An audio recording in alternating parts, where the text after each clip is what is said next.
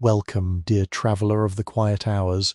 Settle yourself comfortably now, allowing the weight of the day to dissolve from your shoulders like morning mist retreating from a still lake. Tonight you're invited to drift gently across centuries, slipping softly through the veil of time into a place where dragons slumber beneath gilded eaves and silence speaks in whispers older than memory.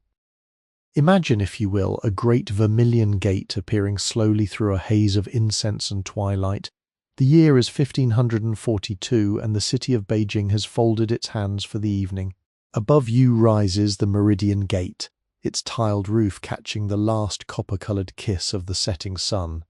The air is cool against your skin, scented faintly with sandalwood autumn leaves, and the warm, comforting fragrance of pine smoke drifting from distant kitchen fires.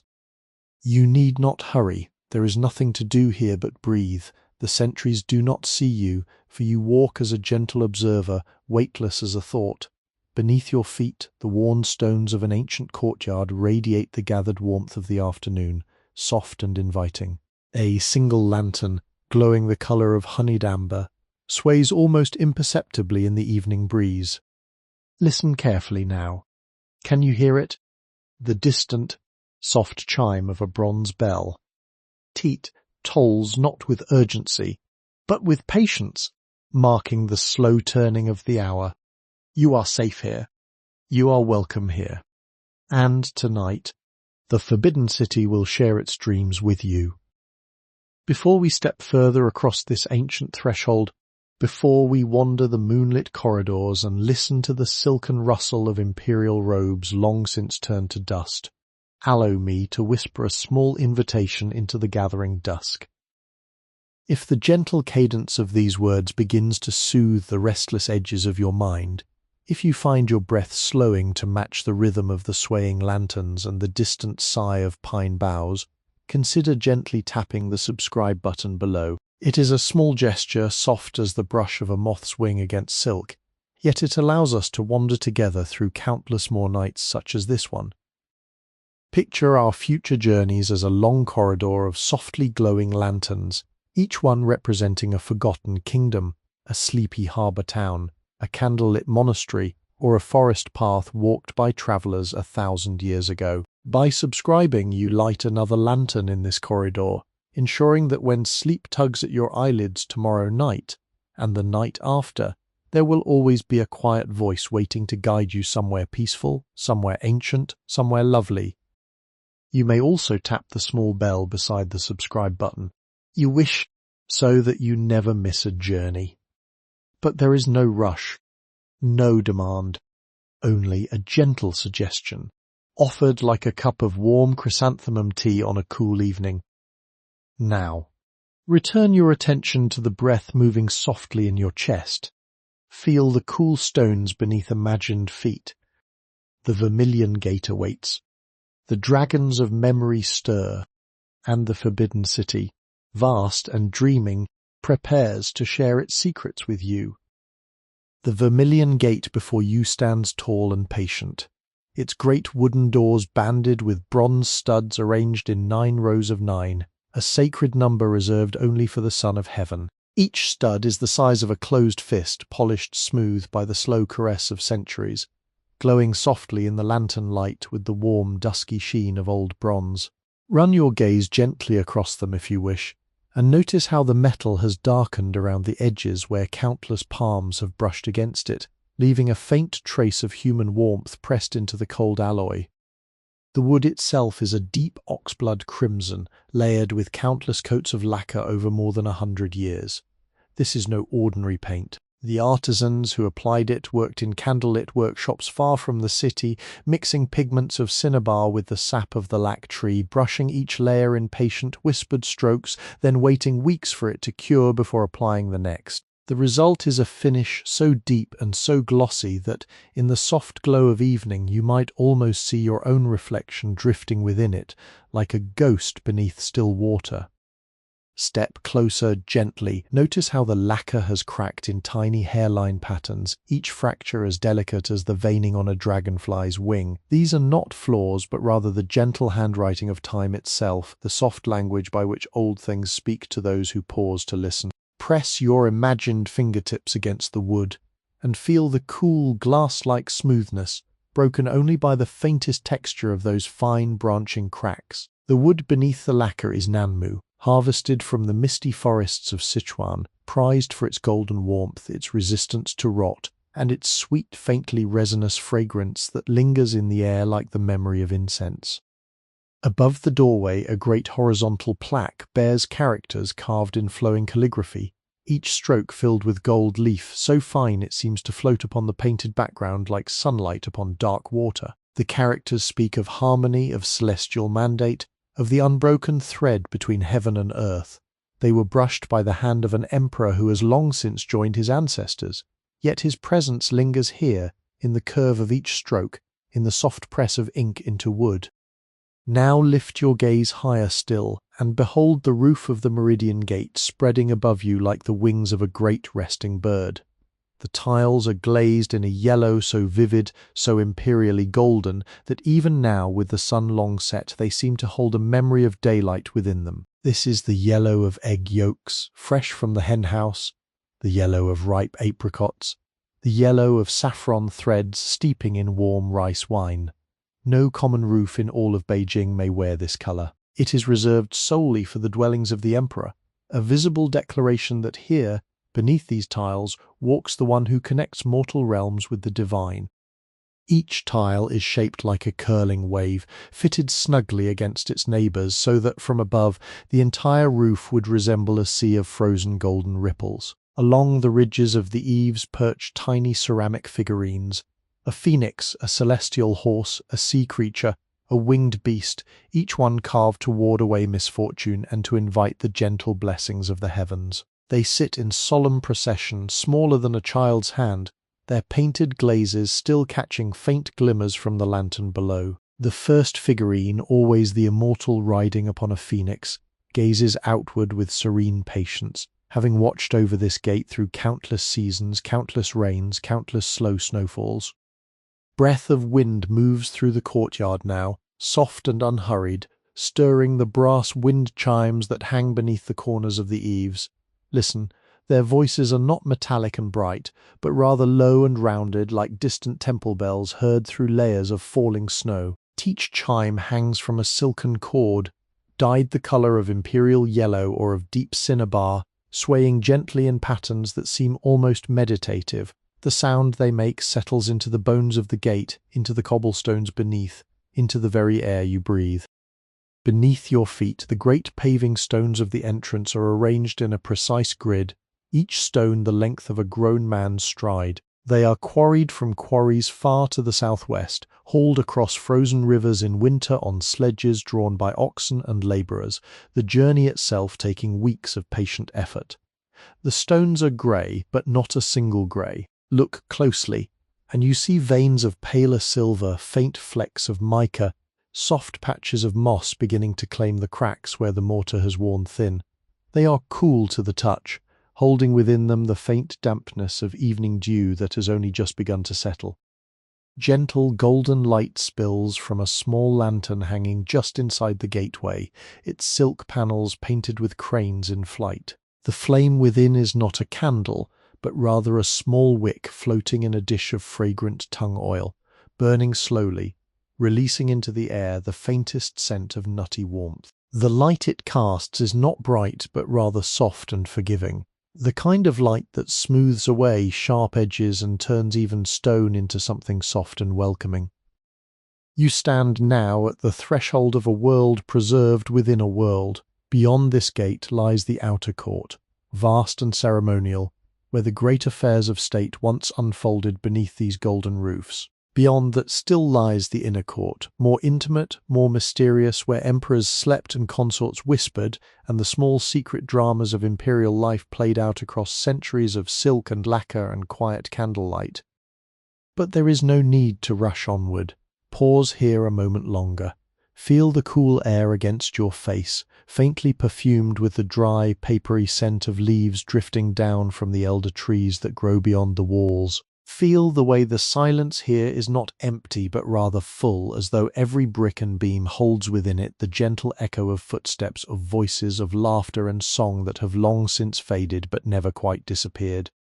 Second lantern, farther within, sways slightly as though greeting you. Beyond it a third. They form a slow, glowing path leading inward, beckoning without insistence, inviting you to step further into the dreaming heart of the palace. The threshold beneath your feet is worn smooth by the soft passage of countless slippered feet, by the gentle drag of silk hems, by the careful tread of guards in soft boots, whose soles were stitched not to clatter but to whisper across stone. You join now this slow procession of memory, your imagined feet pressing softly against the same stones, your breath joining the patient breath of the gate itself. The wind chimes sing again, single low note dissolving into the dusk. Somewhere far above, star pricks through the deepening violet of the sky, and the forbidden city exhales softly, settling deeper into its long, golden slumber. Step beyond the great gate now gently, and find yourself in a courtyard so vast that it seems to swallow the very edges of the evening. This is the first plaza of the outer court, an enormous open expanse of pale stone stretching outward in every direction, capable of holding tens of thousands of officials in formal procession, though now it lies empty, hushed, waiting. The scale of it is humbling, not in a way that diminishes you, but in a way that gathers you into something larger and slower than your own small heartbeat. The paving stones here are different from those at the gate. They are larger, paler, almost milky in colour, quarried specifically for this courtyard from a distant valley where the stone is said to absorb sunlight by day and release it gently by night. Whether this is true or merely a legend whispered among the palace stonemasons, the stones do indeed seem to glow faintly in the gathering twilight, as though holding within them the last memory of afternoon. They are laid in a precise pattern, 15 layers deep, alternating in their orientation so that no tunneling intruder could ever hope to dig through them. The pattern is invisible to the eye, of course, hidden beneath the polished surface. Yet the stones know what they are, and they hold their secret with patient pride. Walk slowly across the courtyard now, allowing your gaze to drift across its enormous expanse. In the distance you see another great gate, the gate of supreme harmony, rising like a second mountain of golden tile and crimson timber. Between you and that gate flows a small curving river called the Inner Golden Water, crossed by 5 graceful marble bridges arranged side by side. The bridges are carved from white stone the colour of fresh cream, their balustrades sculpted into endless undulating waves of dragons and clouds, each individual carving slightly different from its neighbours, the work of patient artisans who carved through long winters in firelit workshops, their breath visible in the cold air as they shaped the stone. The river itself is narrow but deep, its waters dark and slow-moving, reflecting the soft light of the evening sky in long, rippling streaks of lavender and dusty rose. Its surface is occasionally disturbed by the gentle plop of a leaf falling from one of the willows that line its banks, or by the soft glide of a koi fish whose scales catch the lantern light in brief golden flashes before disappearing again into the depths. The water has been here longer than the palace itself, fed from a series of distant springs and engineered channels that bring fresh water in from the western hills, a small marvel of ancient hydraulic patience. Pause upon one of the marble bridges and look down. The reflection of the sky in the water is broken into soft fragments by the gentle current, like a stained glass window dissolving and reforming in slow motion. The marble beneath your imagined hands is cool and slightly damp from the rising evening mist, its surface so finely polished that you can see the faint outlines of clouds drifting in its smooth white grain. Marble has memory, the old stonemasons used to say. It holds the touch of every hand that has ever rested upon it, every tear that has ever fallen upon its surface, every laugh and sigh that has passed within hearing of its quiet gleam. The willows along the riverbank sway in the soft breeze, their long trailing branches brushing the water with the lightest of touches, like the fingertips of a sleeping child trailing through a stream. Their leaves are turning now as autumn deepens from the cool green of midsummer toward the muted gold and bronze of approaching winter. Few leaves have already let go, drifting in lazy spirals down to the surface of the river, where they float for a while like tiny boats before being carried gently away on the slow current. The sounds here are gentle and few, the whispering of the willows, the faint, almost imperceptible gurgle of water moving over a worn stone. Far away, beyond the walls of the courtyard, you can hear the distant voice of a single singing crane calling out across the rooftops as it settles for the night somewhere within the imperial gardens. Closer at hand, a tiny cricket has begun to chirp, hidden somewhere among the cracks of the paving stones, its song rising and falling in patient, sleepy rhythms. Lift your gaze now to the great gate ahead. The Gate of Supreme Harmony stands upon a high marble platform, reached by a series of broad ceremonial steps that ascend in 3 tiers. At the very center of these steps, between the flights used by ordinary officials, runs a single carved ramp of white marble, sculpted with an enormous winding dragon coiled among clouds and waves. This is the Imperial Way. No human foot has ever touched this stone save in legend, for it is reserved only for the Emperor's sedan chair, carried by bearers in slippered silence. The dragon upon the stone seems almost to move in the soft light, its coils rippling, its eyes catching the glow of the lanterns hung along the gate above. On either side of the steps, at the corners of the marble platform, sit 2 enormous bronze lions. They are larger than horses. Cast in solid bronze, their surfaces darkened by centuries to a deep, rich brown that catches the lantern light in soft, warm highlights. The lion on the left is male, his paw resting upon a sphere that represents the world, and his face is curled into an expression of fierce yet patient watchfulness. The lion on the right is female, her paw resting upon a small lion cub that lies happily on its back beneath her, and her expression is softer, gentler, like a mother who knows that all the world's troubles will eventually pass away with the rising of the morning sun. Approach one of these lions now gently, reach out an imagined hand and touch its great bronze paw. The metal is cool, smoothed in places by the touch of countless hands, for it is said that to touch the lion's paw brings small blessings to those who do so with respect. The bronze has been polished by these gentle touches into bright gleaming patches that catch the light differently from the darker surrounding metal, creating a subtle pattern of human devotion etched onto the lion's body itself. The texture is mostly smooth, but in the deeper recesses of the curling mane you can still feel the faint marks left by the original caster's tools, the soft chisel marks that they made in the wax model from which this great creature was born.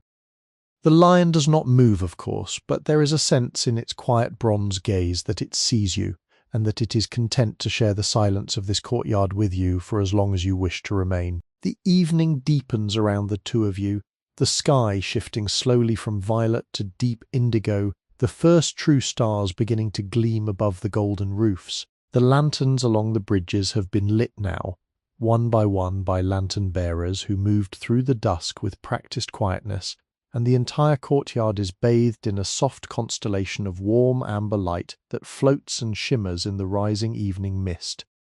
Climb now, slowly and without effort, the broad steps that lead upward to the Hall of Supreme Harmony. Each step is wide and shallow, designed to be ascended with grace rather than haste, allowing courtly robes to flow naturally and ceremonial processions to unfold with measured dignity. The stone beneath your imagined feet is cool, faintly damp with the descending dew of evening, and worn into gentle hollows in the very center of each tread by the patient passage of feet across many generations. At the top of the steps, the great hall rises before you like a mountain dreaming of becoming a temple. It is the largest wooden structure in all of China, a vast palace built without the use of a single nail, its enormous beams and pillars fitted together through an intricate system of mortise and tenon joinery, each joint cut with such precision that the entire building flexes and breathes with the seasons, expanding and contracting with the heat and cold, swaying ever so gently during distant earthquakes, settling itself patiently back into perfect alignment when the world grows still again. Pause before entering and lift your gaze to the eaves. The roof of the Hall of Supreme Harmony curves upward at its corners, with a graceful sweep that seems almost to defy the heaviness of its tiles. This curve is not merely decorative. The ancient builders understood that an upturned eave catches the eye and lifts the spirit, drawing the gaze toward the heavens, suggesting the wings of a great phoenix preparing to take flight. Along each ridge stand 10 ceramic figurines, the maximum number permitted in the entire empire, a privilege granted only to this single building. They march in solemn procession from front to back, beginning with the immortal upon the phoenix and ending with a small lone figure called the Hangshi, the only one of his kind in all of imperial architecture. The pillars supporting the hall are immense, each one carved from a single trunk of Nanmu wood, painted in a rich, warm crimson that has deepened over the years into something closer to the color of dark cherry preserves. They are so large that 2 grown men holding hands could not encircle one of them. Run your imagined hand along the surface of a pillar now, and feel the texture beneath the paint. The wood has a faint grain that you can sense rather than see, a subtle ridging that gives the pillar a quality of being alive, of being a tree still somehow, even though it has stood here in transformed dignity for 100 years. Step now across the threshold of the great hall. The threshold itself is high, a thick wooden beam set across the floor at the height of your knee. It is painted the same deep red as the pillars, but its top surface has been worn smooth and slightly concave by the soft brushing of silk robes and the careful stepping of slippered feet. To step across a threshold in this manner is, in the old Chinese way, to acknowledge that you are entering a different realm, a place set apart from the ordinary world. The threshold catches you, slows you, asks you to be mindful, and only when you have lifted your foot deliberately may you pass through into the space beyond. Inside the hall the air is different. It is cooler, somehow stiller, holding within it a complex perfume of old wood, faint sandalwood, the dry sweetness of beeswax used to polish the floor, and a lingering trace of the incense that was burned here during the most recent ceremony.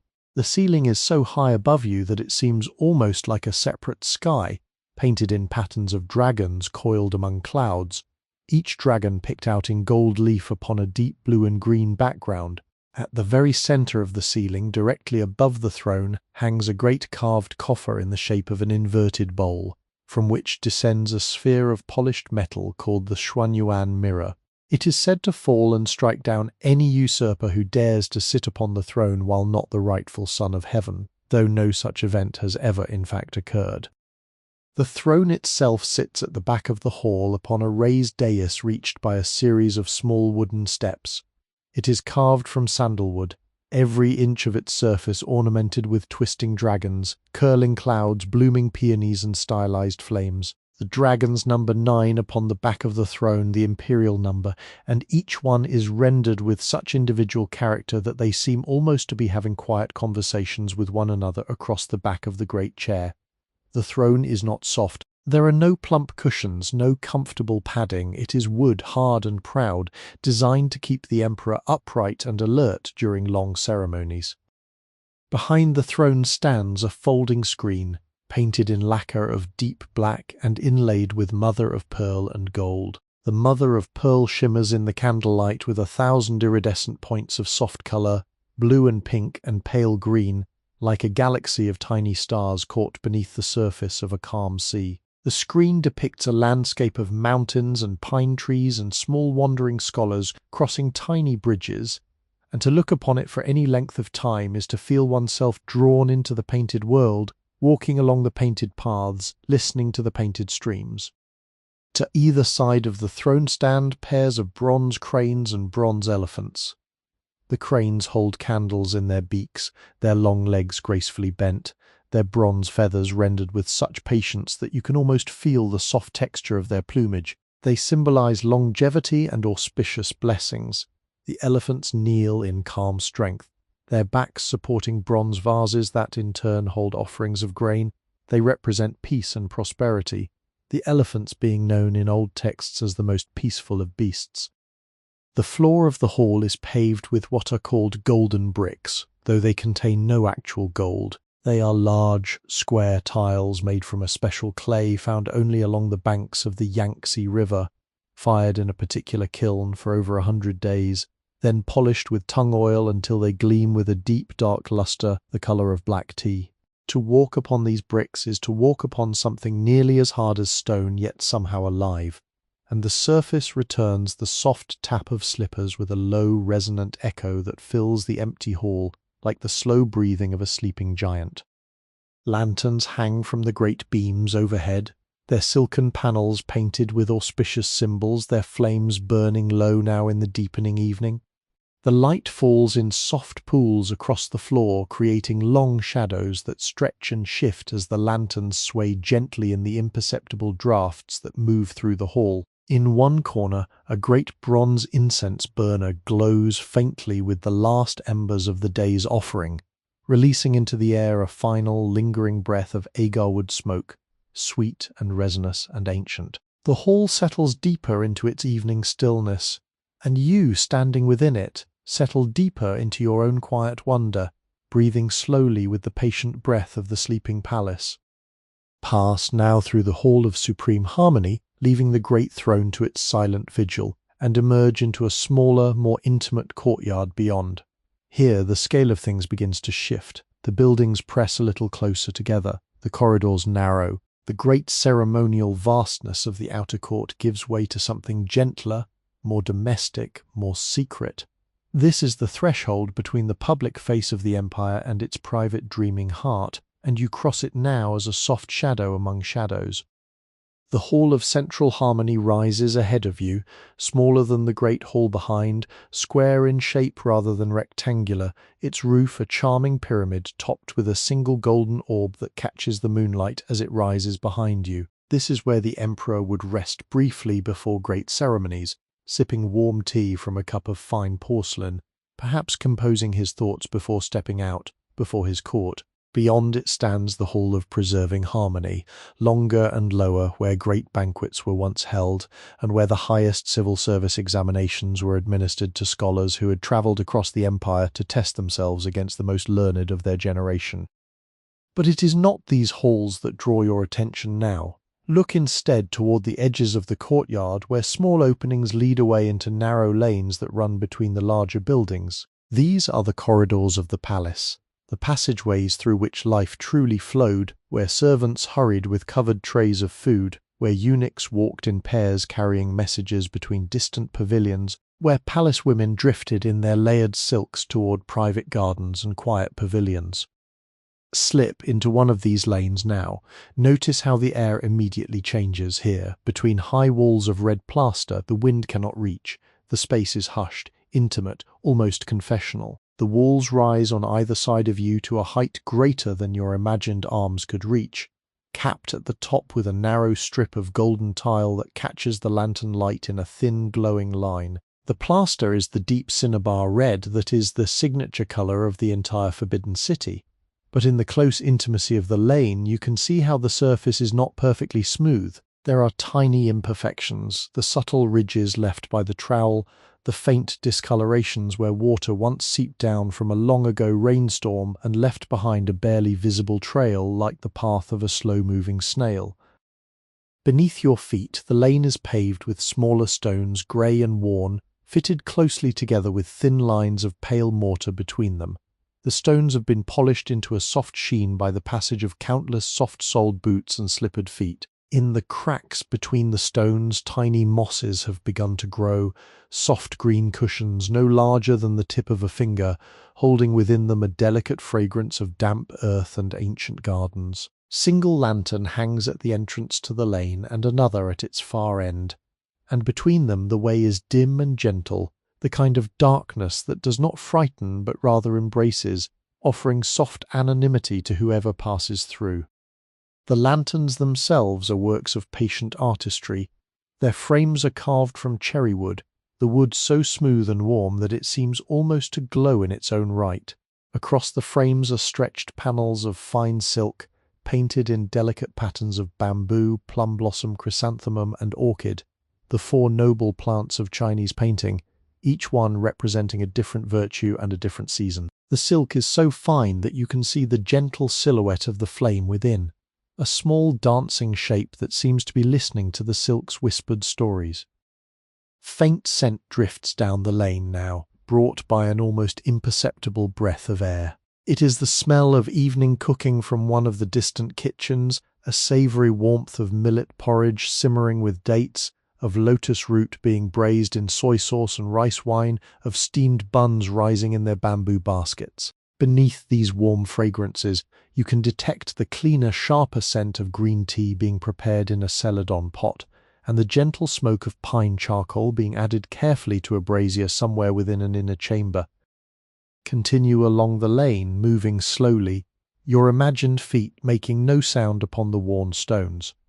At intervals, small wooden doors are set into the walls, each one painted the same deep red as the plaster, each one studded with small bronze rings used as handles. Some of these doors lead to storage rooms where the supplies of the palace are kept in carefully labelled chests.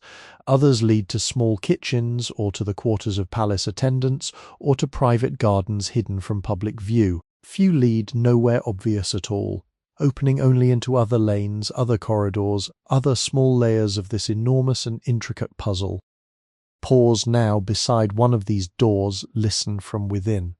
Very faintly you can hear the soft rhythmic sound of a wooden block being struck against another, a slow, patient tapping. Somewhere, a palace cook is preparing something for the evening meal, perhaps tenderizing a piece of meat or grinding spices in a mortar. The sound is comforting, domestic, ordinary, a reminder that even here, in the dwelling of the Son of Heaven, there are humble hands at work performing the small, repetitive tasks that keep a household alive. The lane curves gently now, turning to the left, opening into a slightly wider space where two passages meet. Here an old plum tree grows from a small enclosed bed of earth, its branches twisted and gnarled with the patient sculpture of decades, its bark dark and rough beneath fingertips. Even now, in autumn, the plum tree carries memories of its springtime glory, when it would burst into clouds of pale pink blossom while snow still lingered on the ground, perfuming the entire small courtyard with a fragrance both delicate and intoxicating. Few of last spring's plums have fallen and been left to dry upon the cobblestones, shriveled and dark, releasing a faint sweetness into the air. Above the small intersection, the night sky has now fully arrived. Stars gleam in surprising abundance, far brighter than any modern eye might know them, for the city beyond the walls is lit only by oil lamps and candle flames, and the great wash of celestial light has not yet been dimmed by anything stronger. The stars seem close enough to touch, and you can pick out the constellations the ancient astronomers named, the northern dipper turning slowly above the rooftops, the weaving maid shining gently across her river of stars from her patient cowherd. Somewhere far away, a soft drum begins to sound, marking the second watch of the night. Its rhythm is slow and measured, a deep rounded tone that does not startle but rather settles, like a patient hand placed upon your shoulder, a gentle reminder that time moves on quietly, even here in this place that seems to exist outside of all ordinary time. You stand in the small intersection of lanes beneath the ancient plum tree, beneath the wheeling stars, and you breathe in the soft fragrances of evening, and you allow yourself to be simply here, simply present, simply held by the patient embrace of the dreaming palace. The lane opens at last into a hidden garden, one of many tucked away within the great walls of the palace, a small refuge of cultivated nature designed for quiet contemplation. This is the kind of garden that imperial concubines might wander through in the afternoon, their silken sleeves trailing across leaves of jade and bamboo, their soft voices lost among the rustle of pine needles and the patient gurgle of an artificial stream. By night, as you find it now, the garden has taken on a different quality, more dreamlike, more silvered, its colours muted into a soft palette of moon and shadow. Small wooden gate marks the entrance, its frame carved with a flowing pattern of clouds and waves, its panels filled with intricate lattice work that casts intricate shadows upon the stones beyond when the moon shines through. The gate stands open as though waiting for you, and you pass through it into a space that feels somehow both larger and smaller than it should be. The art of the Chinese garden is the art of suggestion, the art of borrowing distant landscapes and folding them into intimate spaces, so that a small enclosed area of perhaps 30 paces in length might contain within itself the suggestion of an entire mountain range, an entire river valley, an entire universe of patient seasons.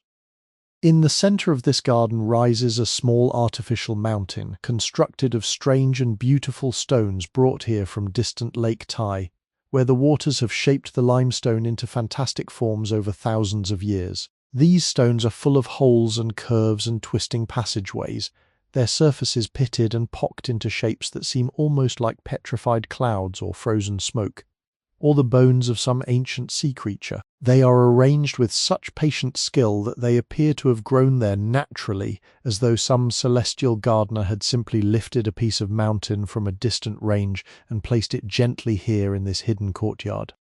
Small stream winds around the base of this miniature mountain, fed from a hidden source that brings water in through a system of bamboo pipes from a larger pool beyond the wall. The water flows over a series of small, carefully arranged stones, creating tiny waterfalls and gentle rapids and quiet pools where moonlight gathers in pale silver coins.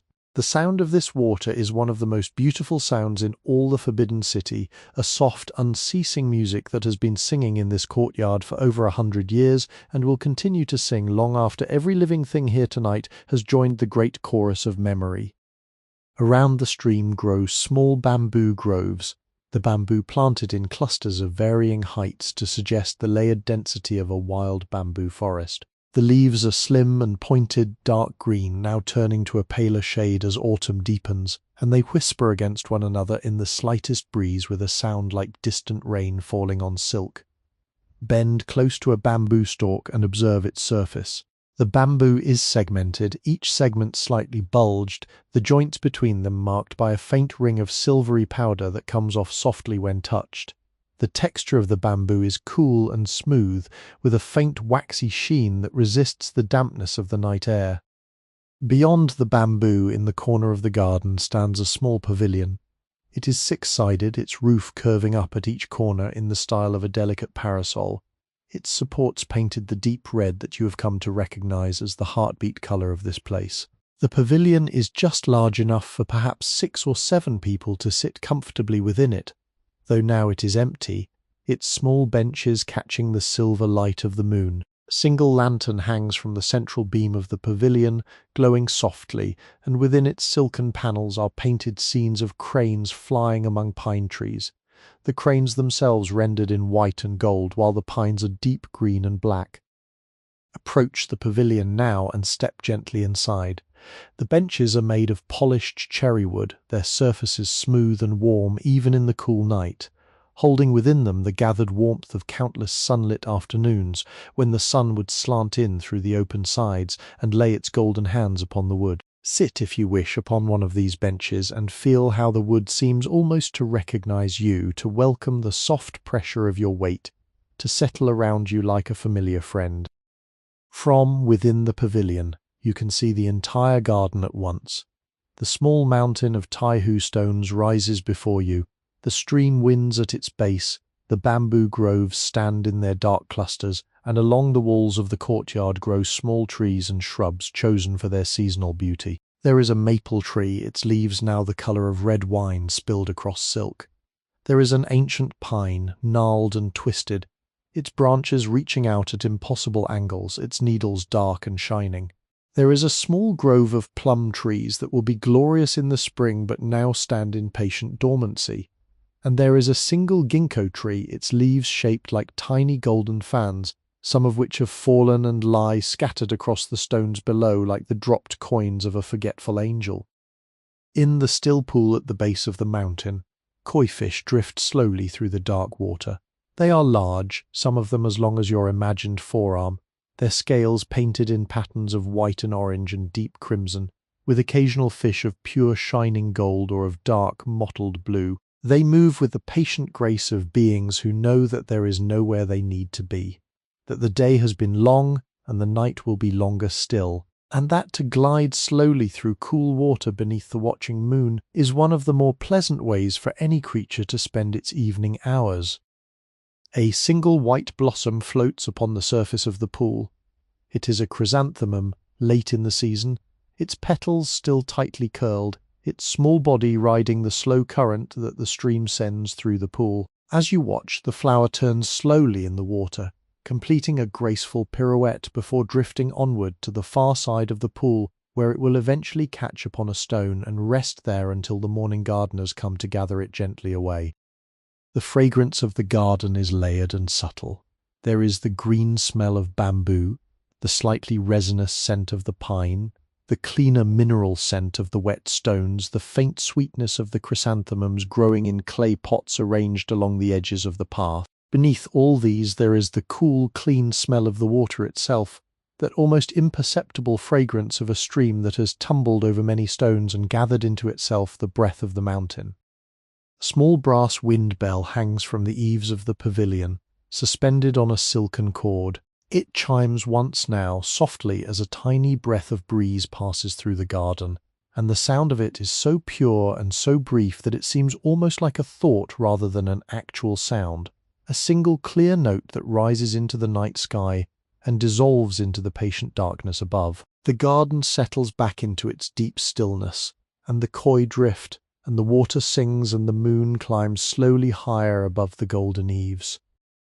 Leave the garden now, gently passing back through the wooden gate and turning your imagined steps toward a different quarter of the palace, where the warmth of activity still lingers despite the lateness of the hour. The imperial kitchens never truly sleep. Even now, as the third watch of the night begins to stir, there are quiet figures moving among the great earthenware jars and the long preparation tables, attending to the slow, patient tasks that must be done before dawn so that the morning meal might unfold with the seamless grace expected within the palace walls. The kitchens are not housed in a single building, but rather in a complex of structures arranged around a long, narrow courtyard. The courtyard itself is paved with darker, more practical stones than those of the ceremonial spaces, and the air here carries a different quality, warmer, denser, layered with the soft fragrances of stored foods and slow-burning fires. As you approach, you can see the gentle glow of light spilling from beneath the doors of several of the kitchen buildings, and you can hear the faint, comforting sounds of human work continuing in patient quietness. Step softly to one of the open doorways and look within. This is the kitchen for confections and sweet things, a place dedicated entirely to the creation of small delicacies for the imperial table. The room is large, with a high ceiling that disappears into shadows above, and it is lit by a series of oil lamps placed at intervals along the walls and by the warm orange glow of two great clay ovens set into one long side of the room. The ovens are domed like small earthen mountains, their surfaces blackened by long use, and from their open mouths drifts a low, comforting heat and the buttery, toasted fragrance of something baking slowly within. A kitchen attendant, an older woman whose hair is bound up beneath a simple cloth wrapper, stands at one of the long preparation tables. She is shaping small cakes of glutinous rice flour and red bean paste, working with hands that have performed this same task 10,000 times before. Watch her hands now. They move with the unconscious grace of long mastery, taking up a small ball of pale dough, pressing it flat with a gentle pat, placing a careful spoonful of dark, sweet bean paste in the center, then gathering the edges of the dough up around the filling and sealing it with a pinch and a twist. She works without looking at her hands, her attention diffuse and peaceful, her eyes soft with the kind of quiet, inward focus that comes only after decades of patient practice. Each completed cake is placed gently into a bamboo steamer where it joins its fellows in neat circular rows. The bamboo steamers are stacked 4 high, woven from thin strips of golden bamboo that have darkened with use and gathered to themselves a faint, sweet patina of countless steamings. When the time comes, these stacks of steamers will be placed over a great bronze wok of simmering water, and the steam rising up through them will cook each cake to the perfect texture of soft, slightly sticky dough wrapped tenderly around its sweet, dark heart. On another table nearby, a younger attendant is grinding sesame seeds in a small stone mortar. The mortar is dark grey, its inner surface worn smooth and slightly concave from generations of grinding, and the pestle she uses is made of the same stone, its rounded end fitting perfectly into the concavity. She works in small, patient circles, the seeds slowly transforming beneath her efforts from individual whole grains into a fine, dark paste that releases into the warm kitchen air the rich, nutty fragrance of toasted sesame oil. This paste will be used in a confection that combines it with honey and crushed walnuts, all rolled together into small spheres that will be dusted with powdered glutinous rice and presented in small lacquered dishes alongside the morning tea. The fragrances of the kitchen are extraordinary in their layered complexity. Beneath the warm scents of baking flour and toasting sesame, there are the subtler perfumes of the various ingredients stored along the walls in their carefully labeled jars. There are jars of dried lily bulbs, of preserved plums, of fermented black beans, of crystallized ginger. There are smaller jars of more precious things, of saffron threads brought from far western caravans, of a particular kind of dried mushroom that grows only in a certain valley in Yunnan, of the dried petals of chrysanthemums that have been gathered at the precise moment of the autumn harvest moon. In one corner of the kitchen, a great copper urn holds the day's supply of fresh water, drawn from the clean wells of the palace. The water in the urn is utterly still, its surface like a dark mirror that reflects the wooden beams of the ceiling above. A small wooden ladle hangs from a hook on the side of the urn, and when an attendant needs water, she lifts the ladle gently, dips it into the urn with a soft splash, and pours the water carefully into whatever vessel her work requires. The sound of pouring water in a quiet kitchen is one of the most peaceful sounds in the world, a soft, continuous music that speaks of life and hospitality and the patient nourishment of others. Move now to a different building within the kitchen complex. This one is dedicated to the preparation of teas, and it is a quieter place, more meditative in its atmosphere. The walls are lined with shelves holding hundreds of small ceramic jars, each one containing a different variety of tea leaves, each one labelled with characters painted directly onto the glaze. There are jars of white tea, picked only in early spring from the tenderest buds of certain bushes that grow on a misty mountain in Fujian.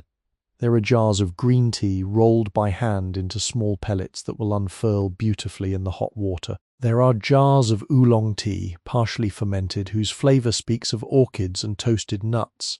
There are jars of dark, aged pu'er tea, compressed into small cakes and wrapped in mulberry paper, smelling of wet leaves and ancient forests.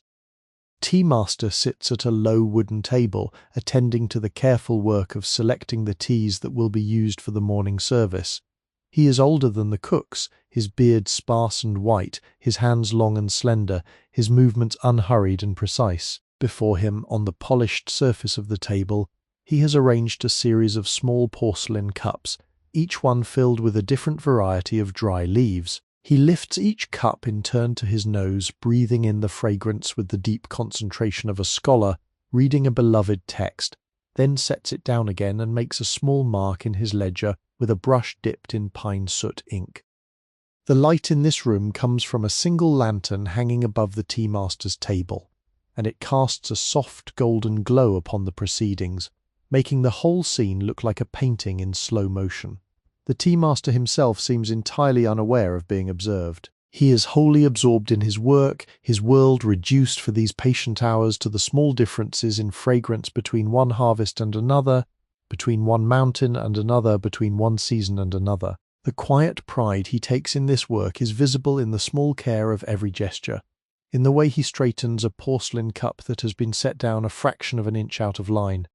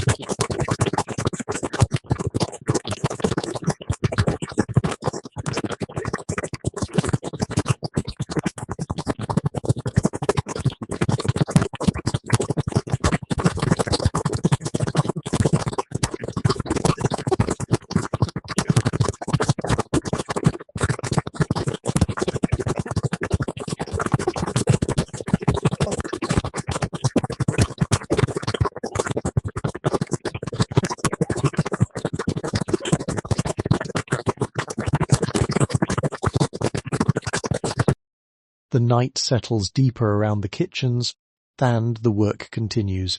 Gentle and patient, the slow preparation of nourishment for a palace that will, in a few short hours, awaken to a new day. Across a small courtyard from the kitchens stands another building of patient activity, though here the work is of a different order. This is the imperial apothecary, where the medicines and tonics for the entire palace are prepared by the careful hands of physicians and their apprentices. The apothecary is a place of deep quiet, deeper even than the kitchens, for the work performed here requires absolute concentration and a kind of reverence for the slow alchemy of plants and minerals being transformed into healing substances. The door of the apothecary is heavier than the kitchen doors, banded with iron and fitted with a small grille through which one might speak to those within without entering. It opens now silently as though by its own accord, and you slip inside to find yourself in a room of such concentrated fragrance that you might almost feel the air itself as a tangible substance against your skin. The smell here is the smell of 100 different herbs and roots and barks and dried flowers, all combined into a great aromatic chord that is medicinal and earthy and oddly comforting all at once. The walls of the apothecary are lined floor to ceiling with small wooden drawers, each one labelled with characters that name its contents. There are perhaps 1,000 of these drawers in this single room, and behind each one lies a different ingredient gathered from across the empire by travelling herbalists and merchants who specialise in medicinal materials. There is dang ghee, the angelica root prized for its ability to nourish the blood. There is wang qi, the milk vetch root that strengthens the body's defences. There is go chi zi, the small red wolfberries that are said to brighten the eyes and lengthen life. There are slices of ginseng root, dried and pale, each one looking faintly like a small human figure with stretched limbs. There are bundles of cinnamon bark rolled into tight quills that release their warm sweetness when touched. In the centre of the room stands a long polished table where the actual work of compounding takes place. At one end of this table sits a stone mortar and pestle larger than the one in the kitchen, made of a dark grey stone that has been worn smooth by decades of patient grinding. Beside it lies a small bronze scale with delicate weights arranged in a velvet-lined case, used for measuring out exact quantities of each ingredient. Further along the table are arranged a series of small porcelain dishes, each one holding a different prepared component, waiting to be combined according to the careful prescription written on the slip of paper held down by a smooth river stone. Young apprentice sits at the table, his sleeves rolled back, his apron tied neatly around his waist. He is preparing a tonic intended for one of the elder concubines, a gentle decoction designed to support her vital energy through the cooling autumn months. He works from a list of ingredients written in the careful brushwork of the senior physician, and as he reads each name, he rises and goes to the appropriate drawer, pulls it open with a soft slide, and removes a precisely measured quantity of the herb within. Watch him now as he opens a drawer marked with the characters for jujube, the small red Chinese dates that are used in countless tonics for their warming, nourishing properties. The drawer slides open with a faint whisper of wood against wood, and from within rises a sweet, faintly fruity fragrance, the scent of ripe fruit dried slowly in autumn sunshine. He selects perhaps 10 of the dried jujubes, choosing the plumpest and most deeply coloured ones, his fingers moving with the careful discrimination of someone who has learned to distinguish the highest quality by touch and colour alone. He places them gently into one of the porcelain dishes, then closes the drawer with the same soft whisper. The apothecary's tools are themselves works of patient craftsmanship. There are small bronze knives for slicing roots, their blades thin and sharp, their handles wrapped in dark silken cord for a sure grip. There are wooden rollers for crushing dried leaves into powders, polished smooth from long use. There are silver strainers for filtering decoctions, their fine mesh woven with such precision that even the smallest particles of plant matter cannot pass through. There are tiny ceramic spoons, no larger than a fingernail, used for adding precise quantities of the most precious ingredients, those that come measured by the grain rather than by the gram. Along one wall of the apothecary stands a great brick stove with several openings, each one supporting a different small ceramic vessel. In one vessel, a decoction is simmering even now, a slow, gentle bubbling that releases into the room the deep, earthy fragrance of cooked roots and herbs. The decoction is dark, almost black, the color of strong tea or wet bark, and when it is ready, it will be strained carefully through a silver mesh into a small porcelain teapot, then carried by an attendant to the chamber of the patient who is to drink it. The apprentice rises now and goes to attend to the simmering vessel, lifting its small ceramic lid to peer within. The steam that rises up envelops his face for a moment, and he breathes it in deeply, his expression softening as the medicinal fragrance fills his lungs. He lowers the lid carefully back into place, adjusts the heat beneath the vessel by adding or removing a small piece of charcoal from the brazier, and returns to his work at the table. A senior physician now enters the room, his presence quiet but immediately felt. He is an elderly man, his beard long and white, his eyes bright and clear despite the lateness of his years. He wears the dark robe of his profession, simple and unadorned, but the quality of the silk is fine and the tailoring precise. He nods to the apprentice and walks slowly along the wall of drawers, his hand brushing lightly across them, as though he can sense through his fingertips alone the contents of each one. He is checking the work of his student, ensuring that each ingredient has been correctly selected and properly stored. When he reaches the table, he picks up the prescription slip and reads it carefully, his lips moving slightly as he traces each character. He nods, satisfied, then takes from his sleeve a small ceramic vial. From this vial he carefully pours a few drops of a clear golden liquid into the dish that holds one of the prepared ingredients. This is the final secret addition to the formula, a substance known only to the senior physicians and prepared in a separate locked chamber to which the apprentices have not yet been granted access. Its presence will harmonize the action of the other ingredients and ensure that the tonic acts gently and effectively upon the patient who is to receive it. The fragrance in the apothecary deepens now with this addition, becoming somehow rounder and fuller, like a chord of music that has had its final note struck. The apprentice and the physician work together for a few more minutes, combining the various prepared ingredients into a small silk pouch that will then be simmered in fresh water to produce the final decoction. The work is unhurried, conversation minimal, the focus of both men entirely upon the substances before them. Outside the apothecary, the night continues its slow turning. A breath of cool air drifts in through a high window, carrying with it the distant sound of a temple bell being struck somewhere far beyond the walls of the palace. The bell sounds 3 times, marking the deepening of the evening, its tones fading slowly into the patient darkness above the dreaming city.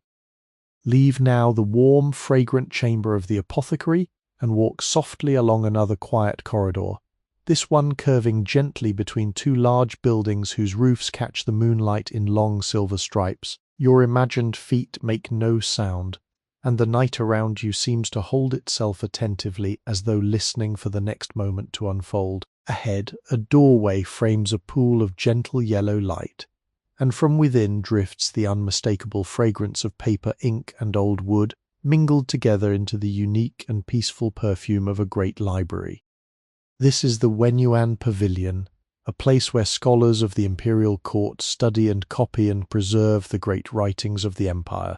By day, it is a place of patient learning, where men in dark robes bend over scrolls and books and rubbed inkstones, their brushes moving in silent strokes across freshly milled paper. By night, as you find it now, it is mostly quiet, though a few of the most dedicated scholars have remained behind, working by lantern light at small tables scattered through the great central reading room. Step gently across the threshold and pause to allow your eyes to adjust to the soft golden glow within. The reading room is enormous, taller than it is wide, its ceiling lost somewhere far above in shadows. The walls are lined with shelves that rise upward in countless tiers, each shelf packed tightly with scrolls in their silken cases, with bound books wrapped in indigo cloth, with thicker volumes stored upright between heavy bookends carved from polished hardwood. The smell of so many gathered books is intoxicating in its quiet way, a deep, dry, slightly sweet fragrance that speaks of mulberry paper and pine soot and the slow, patient breathing of leather and silk and wood. Move slowly between the shelves, allowing yourself to absorb the sense of accumulated knowledge that fills this space. The scrolls in their silken cases are arranged by subject and by dynasty, each one labelled with a small ivory tag that lists its title and its provenance. Some of these scrolls are very old, dating back to dynasties that fell long before the Ming, their paper now the colour of weak tea, their ink slightly faded, the calligraphy upon them performed by hands that have been dust for many centuries. A scholar sits at one of the reading tables, a small man with thick eyebrows and a kind, distracted expression. He is bent over a large volume that lies open before him, his lips moving slightly as he reads, his finger tracing slowly across the columns of characters. Beside him, an inkstone holds a small pool of freshly ground ink, and a brush stands upright in a small ceramic holder shaped like a sleeping water buffalo. From time to time the scholar pauses, lifts his brush, dips it gently into the ink, and adds a small annotation to the margin of his own notebook in characters so small and precise that they look almost like the tracks of tiny birds upon the white paper. The lantern that illuminates his work hangs from a long bronze chain that descends from somewhere in the unseen ceiling above.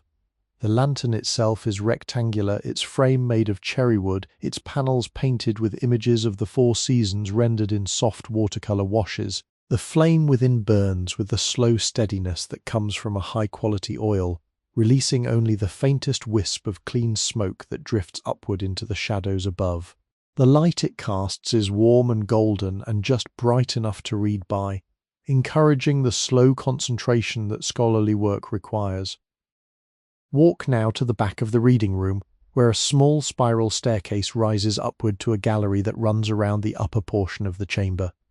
The staircase is made of dark, polished wood, its banister carved with a continuous pattern of intertwining clouds. Climb it gently, your imagined feet pressing softly against each step, feeling the slight give of the old wood beneath your weight. At the top, the gallery extends in both directions, lined with even more shelves of books and scrolls, the air here carrying an even deeper concentration of that wonderful library fragrance. From the gallery you can look down upon the entire reading room. The few scholars at work below seem small and absorbed, their lanterns floating like small stars among the shadowed rows of shelves. The architecture of the room is more visible from this height, the great wooden beams of the ceiling crossing one another in elegant patterns, the vertical pillars rising like the trunks of an ancient forest. Above the central area of the room hangs a single great lantern, larger than the others, whose pale silken panels are painted with the figures of the constellations as they appear in the Chinese sky. Move along the gallery to one of the shelves and gently lift down a single scroll.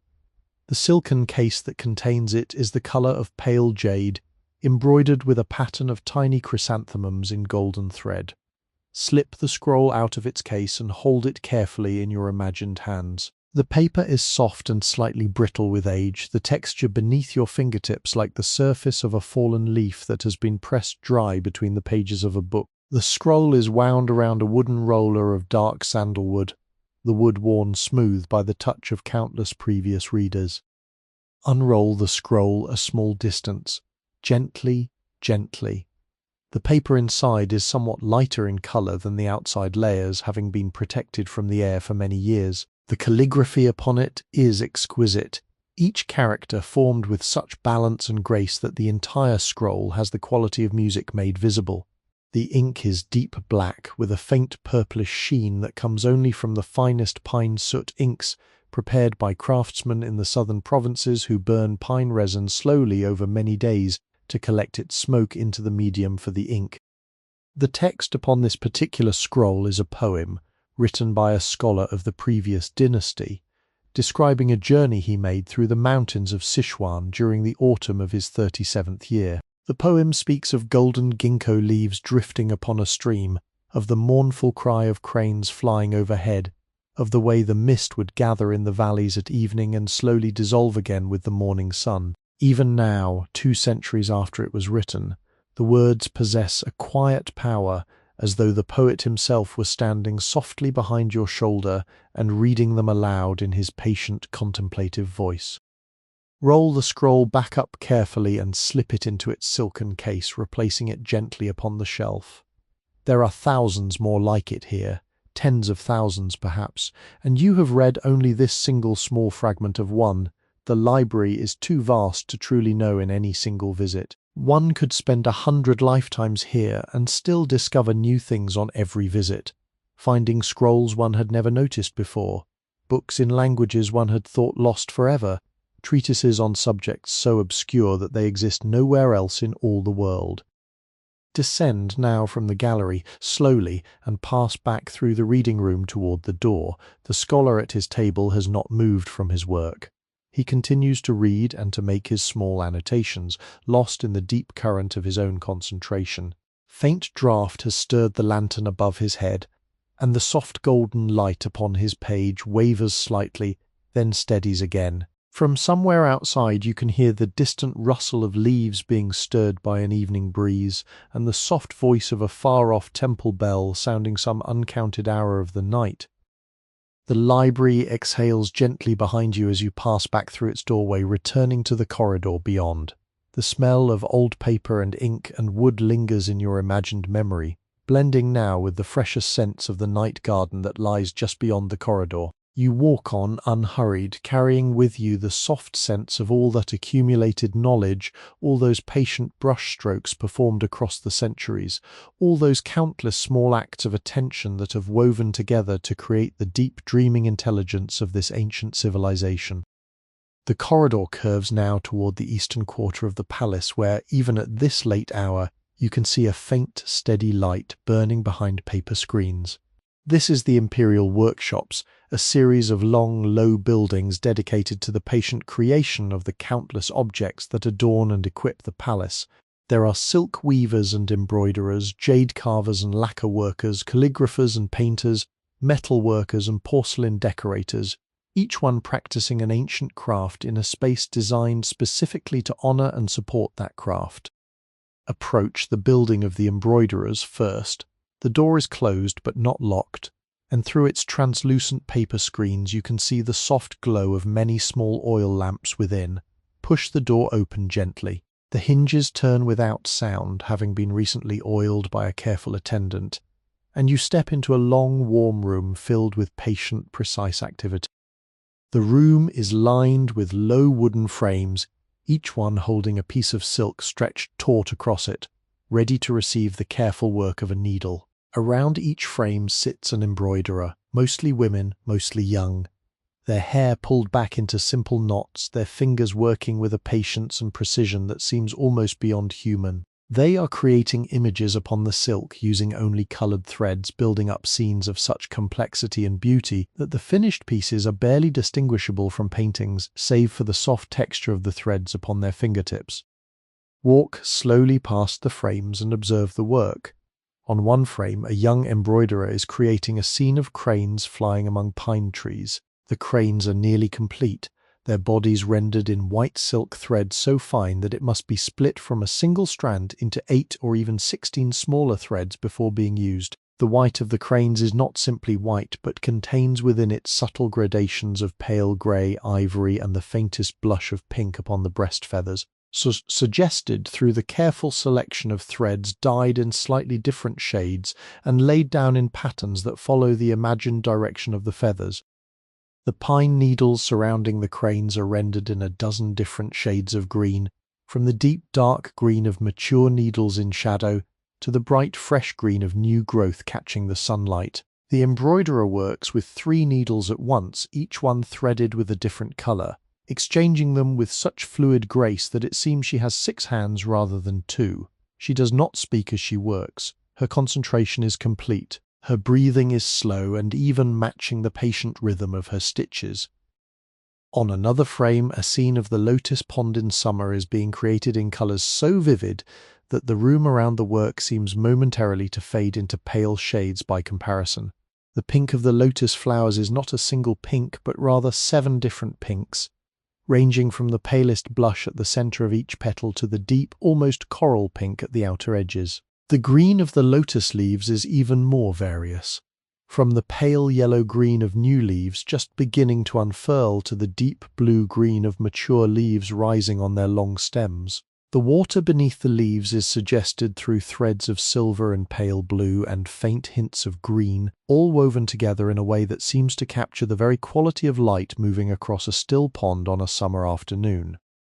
The threads themselves are arranged along the edges of each frame in small wooden trays, sorted by color and by thickness. There are perhaps 2,000 different colors of thread available within this single workshop.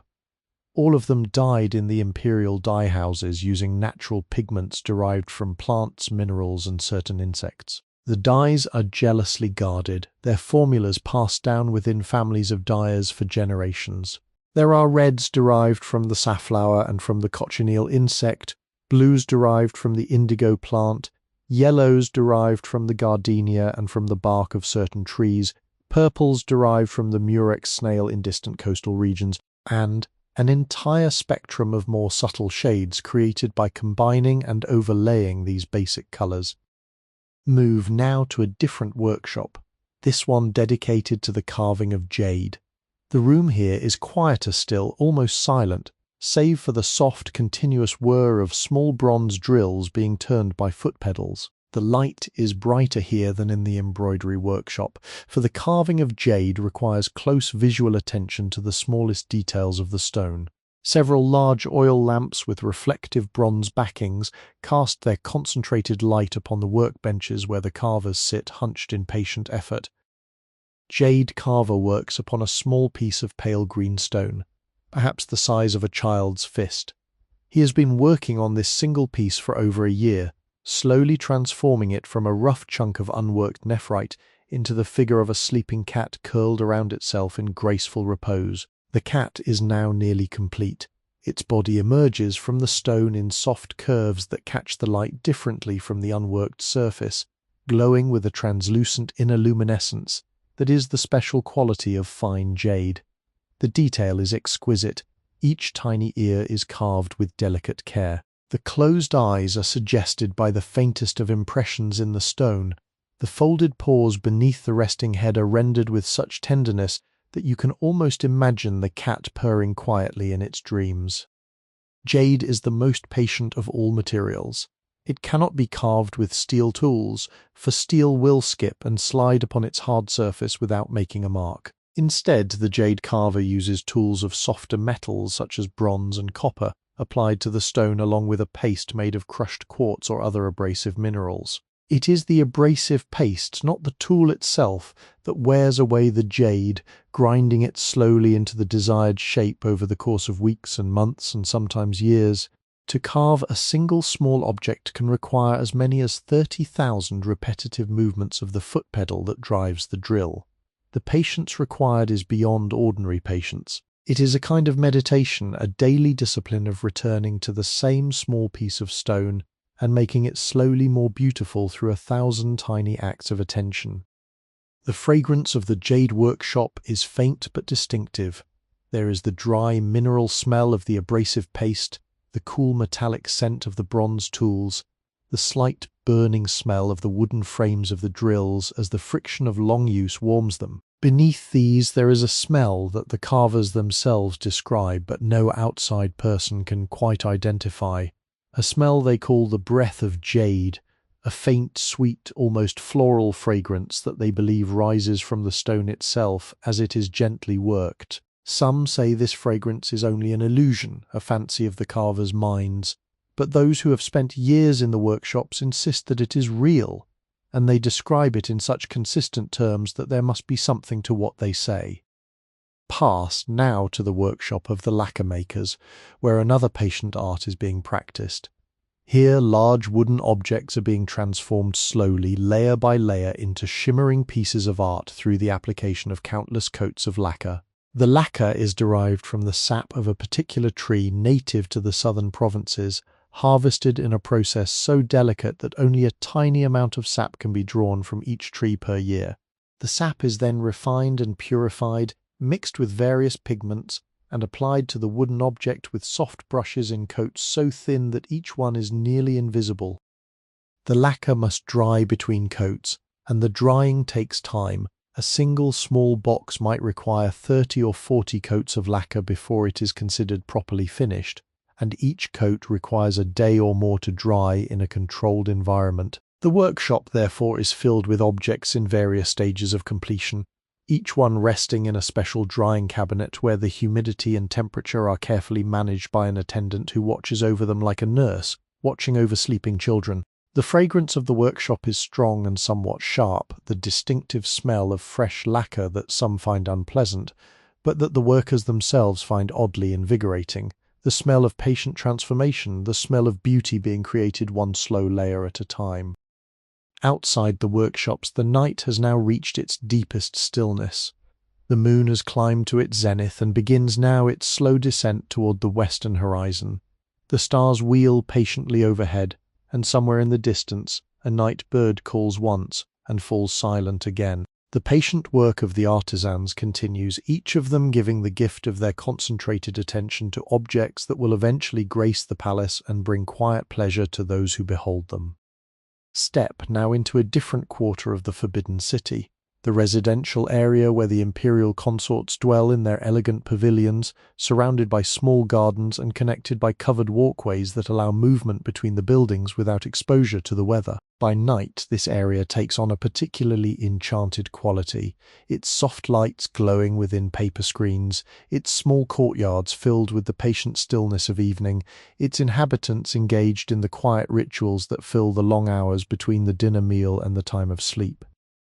Approach one of the smaller pavilions, where a faint glow betrays the presence of activity within. The pavilion is a single elegant building set within its own miniature courtyard, with a small artificial pond, a single twisted pine tree, and a stone bench beneath the pine where one might sit during summer afternoons to read or to compose poetry. Now, in the cool of the autumn evening, the pavilion's wooden doors are closed, but its windows are open, screened with translucent paper through which the warm yellow light spills outward into the courtyard. Move closer to one of the windows and observe through the gentle filtering of the paper. Within the pavilion, a young consort is preparing herself for sleep, attended by two soft-footed maids. The room is exquisite, its walls hung with embroidered silk panels showing scenes from classical poetry, its floor covered with a thick wool rug woven in the patterns of flowing waves and circling clouds. A great bronze brazier in one corner holds a small fire of fragrant wood, providing both warmth and a delicate scent that fills the entire chamber. The consort sits upon a small embroidered stool before a low table. The table holds a polished bronze mirror, framed in carved sandalwood, supported on a small stand. Around the mirror are arranged a series of small lacquered boxes and porcelain pots, each one containing some element of her elaborate evening preparation. There are pots of skin creams made from crushed pearls and white rice powder. There are small lacquered boxes containing hair ornaments of jade and gold and kingfisher feather. There are tiny porcelain dishes holding pigments for the lips and the eyebrows. One of the maids stands behind the consort, slowly removing the elaborate hairpins that have held her hair in its ceremonial arrangement throughout the day. The hairpins are works of art, each one tipped with carved jade, or with small clusters of pearls, or with the brilliant turquoise blue of the kingfisher feather inlay that is so prized in this period. As each pin is removed, the maid places it carefully into a small velvet-lined tray, where it joins the others in neat order, ready to be cleaned and stored before the morning. The hair beneath these pins is long and dark, falling now in slow stages as it is released from its arrangement. When the last pin has been removed, the entire weight of the consort's hair falls down her back in a single dark cascade, reaching nearly to her waist. The maid takes up an ivory comb, its teeth fine and smooth, and begins to draw it slowly through the hair in long, patient strokes. The hair has been carefully tended throughout the consort's life, washed with infusions of herbs that promote its strength and shine, oiled with subtle fragrances that linger in its strands, treated with such care that it now flows beneath the comb like a river of dark silk. The combing of hair is itself a meditation, a slow ritual that calms the mind and prepares the body for sleep. The consort sits with her eyes half closed, breathing slowly, feeling the gentle pull of the comb and the soft brush of her own hair against her shoulders and back. The maid works in steady, rhythmic strokes, moving from the top of the head down to the very ends of the hair, untangling any small knots that have formed during the day, smoothing each strand into its natural alignment. The second maid attends to other tasks. She brings forward a small porcelain bowl of warm water, scented with a few drops of jasmine oil, and a soft cloth made of the finest white silk. She kneels beside the consort and gently begins to wash her hands, dipping the cloth into the warm water, wringing it lightly, then drawing it across the back of one hand and then the other between each finger, around each delicate wrist. The warm water and the soft cloth and the gentle touch of the maid's hands create a sensation of perfect comfort and care, the kind of attention that exists only in worlds where time is measured differently than in the busy outside lands. When the hands have been washed, the maid takes up a small porcelain pot of cream and warms a tiny amount of it between her own palms, allowing the warmth of her body to soften the cream's texture. Then she takes the consort's hands one at a time and gently massages the cream into the skin, paying particular attention to the small joints of the fingers and the tender skin around the cuticles. The cream is made from a complex mixture of plant oils and beeswax and finely ground pearl powder, and it leaves the skin soft and faintly luminous, with a delicate scent of rose and sandalwood that will linger throughout the night. Across the chamber, at a small writing desk set near one of the windows, a piece of fine paper has been laid out, weighted at its corners with small jade paperweights carved in the shapes of fruits and flowers. An inkstone has been ground with fresh ink. A brush has been prepared and lies waiting upon its small porcelain rest. Earlier in the evening, the consort spent some time here, composing a poem about the autumn moon, and the half-finished verses still lie upon the paper, their characters elegant and considered, awaiting completion when the inspiration returns. The walls of the chamber are decorated with small framed paintings, mostly works by women of previous generations who served in the palace and who developed their artistic skills during the long, quiet hours of palace life. There is a painting of bamboo bending in the wind, its leaves rendered with such expressive sweep that you can almost hear the bamboo whispering. There is a painting of two small birds perched on a branch of plum blossoms, their feathers rendered in the briefest, most economical strokes that nonetheless capture the entire essence of their small bird being. There is a painting of a single chrysanthemum viewed from above, each curling petal traced in soft gradations of yellow and gold. The fragrance of the chamber is layered and complex. There is the warmth of the burning fragrant wood in the brazier, the lingering smell of the scented oil from the maid's washing bowl, the faint sweetness of the consort's hair as it is combed and oiled, the cool, papery smell of the writing materials on the desk. Beneath all these, there is the deeper, older fragrance of the chamber itself, the accumulated perfume of many years of refined living, soaked into the silk hangings and the wooden beams and the lacquered furniture. The combing finishes, the hands have been cared for. The maid now brings forward a sleeping robe of pale rose silk, its inner lining quilted with soft cotton for warmth, its outer surface embroidered with a pattern of falling plum blossoms in white thread upon the rose ground. The consort rises and allows the maid to slip the robe around her shoulders, the cool silk falling around her body like the touch of a gentle breeze. She walks now slowly toward the bed in the inner chamber, beyond a beautifully carved wooden screen that divides the sleeping area from the rest of the room.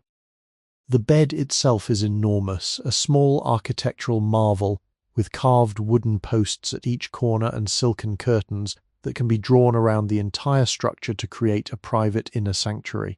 The mattress is layered with fine cotton pads and a top covering of pure silk. The pillow is filled with dried chrysanthemum flowers, their gentle fragrance said to promote peaceful dreams and quiet sleep. The covers are heavy with embroidery, their patterns of clouds and dragons rendered in subtle shades of cream and pale gold. The consort settles herself into the bed with practiced ease, and one of the maids draws the silken curtains gently closed around her, leaving only a small gap through which the soft glow of the chamber's lamps can still reach. The maids quietly extinguish all but one of the lamps, leaving only a single small flame burning in a corner of the chamber, its light just sufficient to allow them to find their way out without disturbing the consort. They step out softly through the door, closing it with the lightest possible touch, and the chamber settles into a deep, perfumed quiet, the only sound the slow, even breathing of the woman beginning to drift toward her dreams. Continue your soft passage through the imperial residential district, drifting now along a covered walkway that runs beside a long ornamental pond. The walkway is open on the side facing the pond, supported by slender columns painted in the deep red of the palace, its roof providing shelter while still allowing the cool evening breeze to flow freely through. Beneath your imagined feet, the walkway is paved with smooth, dark tiles that have been polished by long use, and the boards of the wooden ceiling above you are painted with delicate patterns of clouds and dragons in soft, faded colors that speak of long, patient years. The pond beside which you walk is reasonably large, perhaps 50 paces in length, and its surface is now utterly still, having reached that perfect glassy stillness that ponds achieve only on windless nights. The water reflects the moon and the stars and the dim outlines of the surrounding pavilions with such precision that the reflection seems almost more real than the originals, an entire second palace existing in the silent depths beneath the surface, perfect in every detail and yet entirely silent. Lotus plants grow in great clusters across the pond, though now in autumn their leaves are turning brown and beginning to drop into the water. The remaining leaves curl in upon themselves like the cupped hands of someone holding rainwater, their edges browning, their once glossy surfaces now matte and softened. Among the leaves, a few late lotus seed pods rise upon their long stems, each one shaped like the head of a small showerhead, holding within it the small dark seeds that, when dried, will be ground into flour for confections or roasted whole and served as a delicate snack with afternoon tea. A frog calls once from somewhere among the lotus leaves, its voice low and musical like the deepest note of a wooden flute. The sound carries clearly across the still water and seems to hang in the air for a long moment before slowly dissolving into silence. Another frog answers from a different part of the pond, then a third, and for a brief minute or two there is a small chorus of patient frog song, each voice deep and rounded and somehow perfectly suited to the contemplative atmosphere of the autumn evening. Then they too fall silent, and the pond returns to its glassy stillness. Faint sound, however, has begun to drift now upon the night air, coming from somewhere across the pond. It is the sound of a stringed instrument, an instrument called the chin, the 7-stringed zither that has been the favoured instrument of scholars and contemplative minds for over 2,000 years in this part of the world. The music is soft, almost tentative, played with such gentleness that it seems to emerge from the silence rather than to interrupt it. Each note is pure and clear, drawn from the strings by patient fingers, allowed to ring in the air for as long as it wishes before being followed by the next. Walk slowly along the walkway in the direction of the music. As you approach the far side of the pond, you can begin to make out the source. There is a small pavilion on a small island in the centre of the pond, connected to the surrounding walkways by a delicate arched bridge. The pavilion is hexagonal, its roof a graceful upturned curve, its supports painted the warm vermilion of the palace. Within the pavilion, illuminated by a single lantern, sits a figure in dark robes, bent over a long, narrow instrument that lies horizontally before him. The chin player is an older man, his beard sparse and grey, his face calm and inward turning. He is not performing for any audience. He plays for himself, for the moon, for the ghost of his own younger self, for the patient ears of the universe. The chin is an instrument that asks for this kind of solitary, meditative playing. Its music is too quiet for large audiences, too subtle for casual listening. It rewards only the most patient ear, the listener willing to sit in stillness and to hear the spaces between the notes as carefully as the notes themselves. The instrument before him is exquisite. Its body is made from 2 pieces of paulownia wood joined together, the wood selected for its ability to resonate with a particular warm, mellow tone. The surface has been lacquered black and rubbed to a deep, soft sheen. Along the side facing him, 13 small mother-of-pearl studs are inlaid into the wood at precisely calculated intervals, marking the points where his fingers should press the strings to produce different notes. The strings themselves are made of twisted silk, dyed a pale yellow color, and they stretch the entire length of the instrument from a small carved bridge at one end to a row of tuning pegs at the other. The player's hands move with extraordinary patience. His left hand presses the strings against the body of the instrument at various points, while his right hand plucks them with a series of subtle gestures, each one producing a different quality of sound. There are notes that ring out sharp and clear like droplets of water falling into a still pool. There are notes that swell slowly into being, like distant clouds gathering on the horizon. There are notes that emerge as tiny harmonics played by lightly touching a string at a precise point and then releasing it, producing a sound so high and pure that it seems to belong more to the realm of pure spirit than to the world of physical music. The piece he plays is an ancient one called Flowing Streams, composed many centuries before the Ming Dynasty by a scholar who lived alone in the mountains, and whose only company was his chin and the patient changing of the seasons. The music describes the journey of a small mountain stream beginning as a tiny trickle from beneath a rock, gathering strength as it descends, becoming a small waterfall joining with other streams, eventually becoming a great river flowing toward the distant sea. The music does not describe these things literally, of course. It describes them through the qualities of its sounds, through patterns of rising and falling notes, through moments of stillness alternating with moments of gentle movement. As you listen, you find yourself entering a meditative state. The music has a particular quality of slowing the mind, of inviting it to settle into the same patient rhythm as the notes themselves. Time begins to dilate. A single note allowed to ring for several seconds can seem to contain within it an entire small universe of subtle sensation. The spaces between the notes become as expressive as the notes themselves, holding within them the listener's own anticipation and the small adjustments of the player's posture as he prepares for the next phrase. The lantern within the pavilion casts its warm glow upon the player and upon the surface of his instrument, creating a small island of golden light in the otherwise dim and silvered landscape. The pond reflects this light back doubled. The original golden glow above and its rippling reflection below join together by their mirror symmetry. From your position on the walkway, you can see the entire scene as a kind of perfect composition, the pavilion suspended between sky and water, the music rising softly into both realms simultaneously. Few late autumn fireflies drift across the pond, their tiny lights blinking on and off in slow, patient rhythms. They seem somehow to be moving in time with the music, though this is no doubt only an illusion created by the deeply meditative state into which you have now entered. Their pale green lights add another layer of soft illumination to the scene, drifting low above the still water, sometimes seeming almost to dance with their own reflections in the mirror surface below. The chin player completes his piece and lets the final note ring for a long moment before stilling the strings with a soft touch of his palm. He sits then in perfect stillness, his head slightly bowed, his eyes closed, allowing the silence that follows to be as much a part of the music as the notes that preceded it. After a long pause, he begins another piece, this one even softer than the first, even more contemplative. The night gathers around him and around you, and the moon climbs slowly higher, and the stars wheel patiently in their distant arcs, and the music continues to weave its delicate, patient pattern through the quiet hours.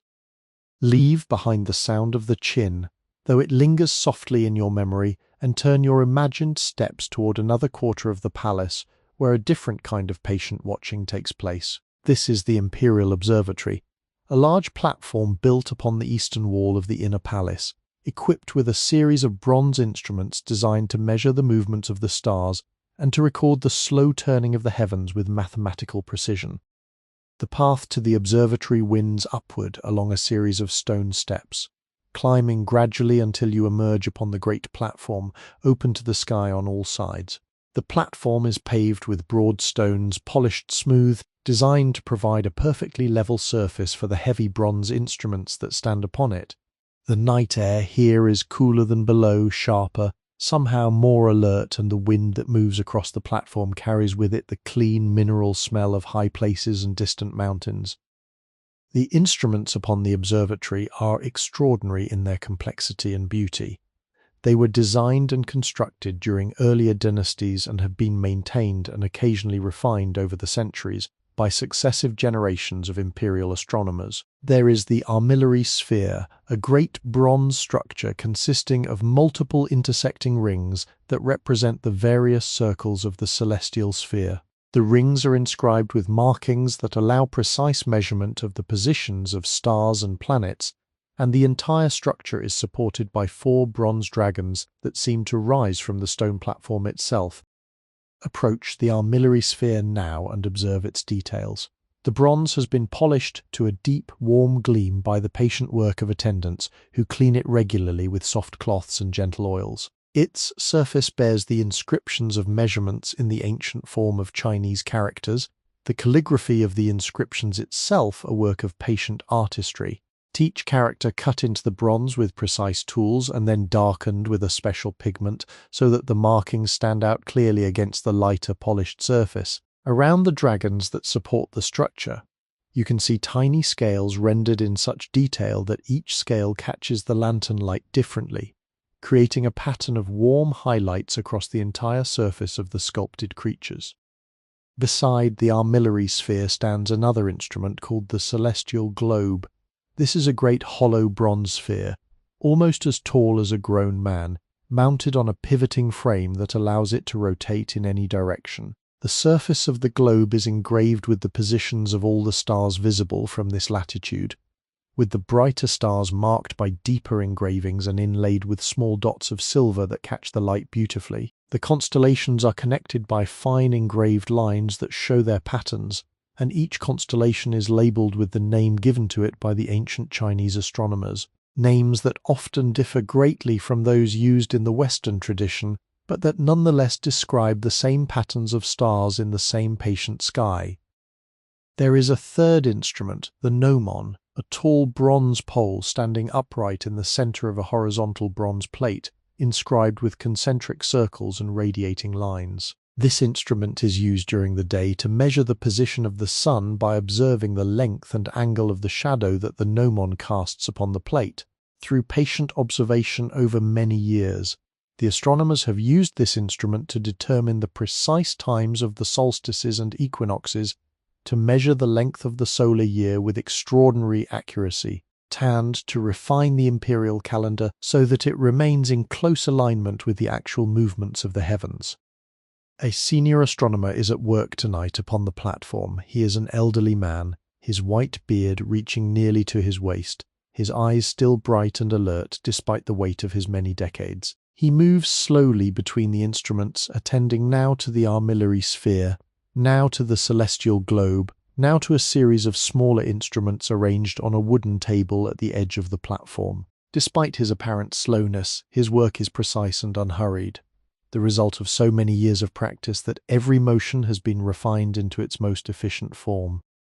Watch him now as he adjusts the rings of the armillary sphere, aligning them with the position of a particular star that he wishes to observe tonight.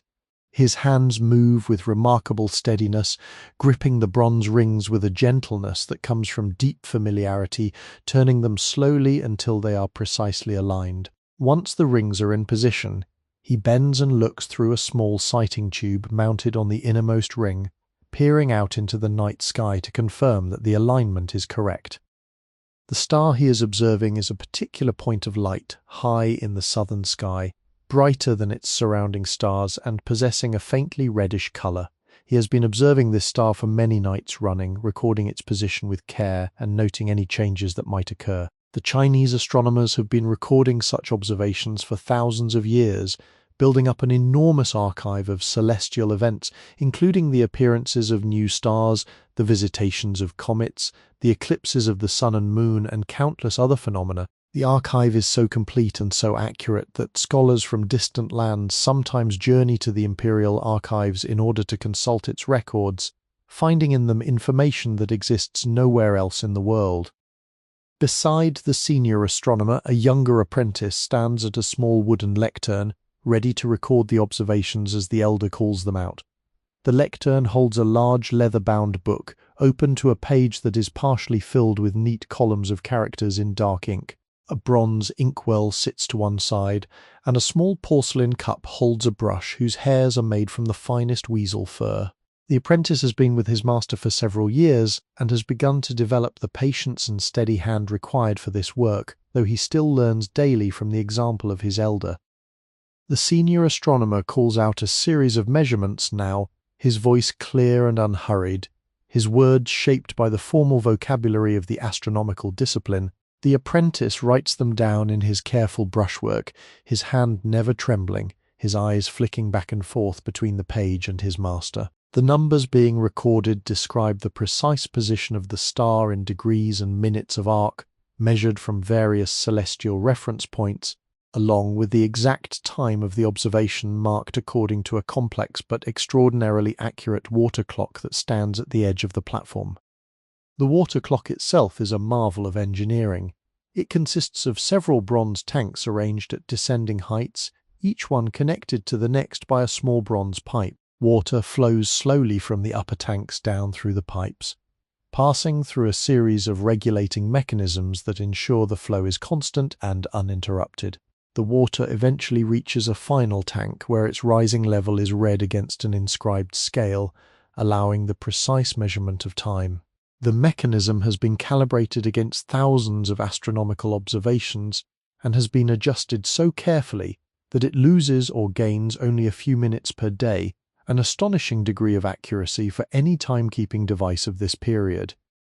The astronomers take their measurements and the apprentice records them, and the night continues its slow turning. The stars wheel overhead with their patient grandeur, and the small group on the observatory platform tracks their movements with the patient attention that has characterized this discipline for thousands of years. There is something deeply moving about this scene, this small group of humans observing the vast, indifferent cosmos with such care, recording its patterns so faithfully, building up over the centuries a body of knowledge that connects the smallest moments of human attention to the largest cycles of the universe. A faint mist begins now to gather over the lower levels of the palace, drifting up from the ornamental ponds and the moats that surround the walls. From the height of the observatory, you can see this mist settling into the lower courtyards like a slow white tide, gradually obscuring the lanes and the smaller buildings, leaving only the higher roofs visible above the soft white blanket. The palace seems now to float upon a gentle sea of cloud, an island of dreaming gold suspended between the patient stars above and the soft white mist below. The senior astronomer pauses in his work, straightens his back with a soft sigh, and looks out across the misted palace.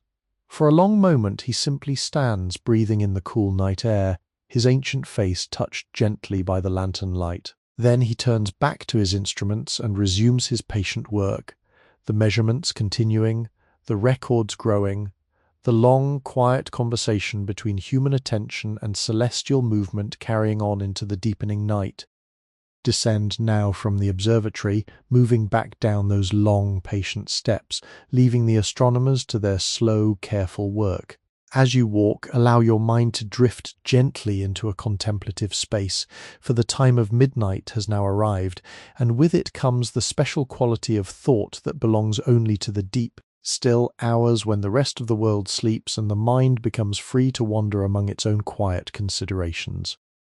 Pause for a moment in a small, secluded courtyard between two buildings, a place where you can stand without hurry and simply be. There is no one here. The buildings around you are dark, their inhabitants long since asleep. The only sounds are the very soft sounds of the deepest night, the faint stirring of leaves, the distant call of a sleeping bird shifting on its perch, the all but inaudible whisper of the night air moving across the tiles of distant roofs. In this stillness, allow yourself to think about the meaning of what surrounds you. The Forbidden City is, in one sense, simply a collection of buildings, a vast architectural complex constructed over many years through the patient labor of countless workers. But it is also something more than this. It is a kind of philosophical statement made in stone and wood and tile, a vast meditation on order, on harmony, on the relationship between the human and the divine, on the place of humanity within the larger patterns of the cosmos. Consider, for example, the way the entire complex is laid out along a central north-south axis, with all the major buildings aligned upon this axis in careful symmetry. This is not merely a design choice. It is a reflection of the ancient Chinese understanding of the universe, in which the heavens are conceived as moving around a central pivot, and in which the Emperor, as the Son of Heaven, is understood to occupy the corresponding pivot point on Earth. The very layout of the palace is therefore a cosmological map, a representation of the universe rendered at the scale of human habitation. Consider also the way that buildings within the palace are arranged in groups of 3 or 5 or 9, these being numbers of particular sacred significance in the ancient cosmology. 3 represents the trinity of heaven, earth, and humanity. 5 represents the 5 elements that compose all things. 9, being the highest single digit, represents the highest perfection and is reserved especially for the Emperor, who is sometimes called the Lord of Ninefold Heaven. To walk among these buildings is therefore to walk through a numerical poem about the structure of reality.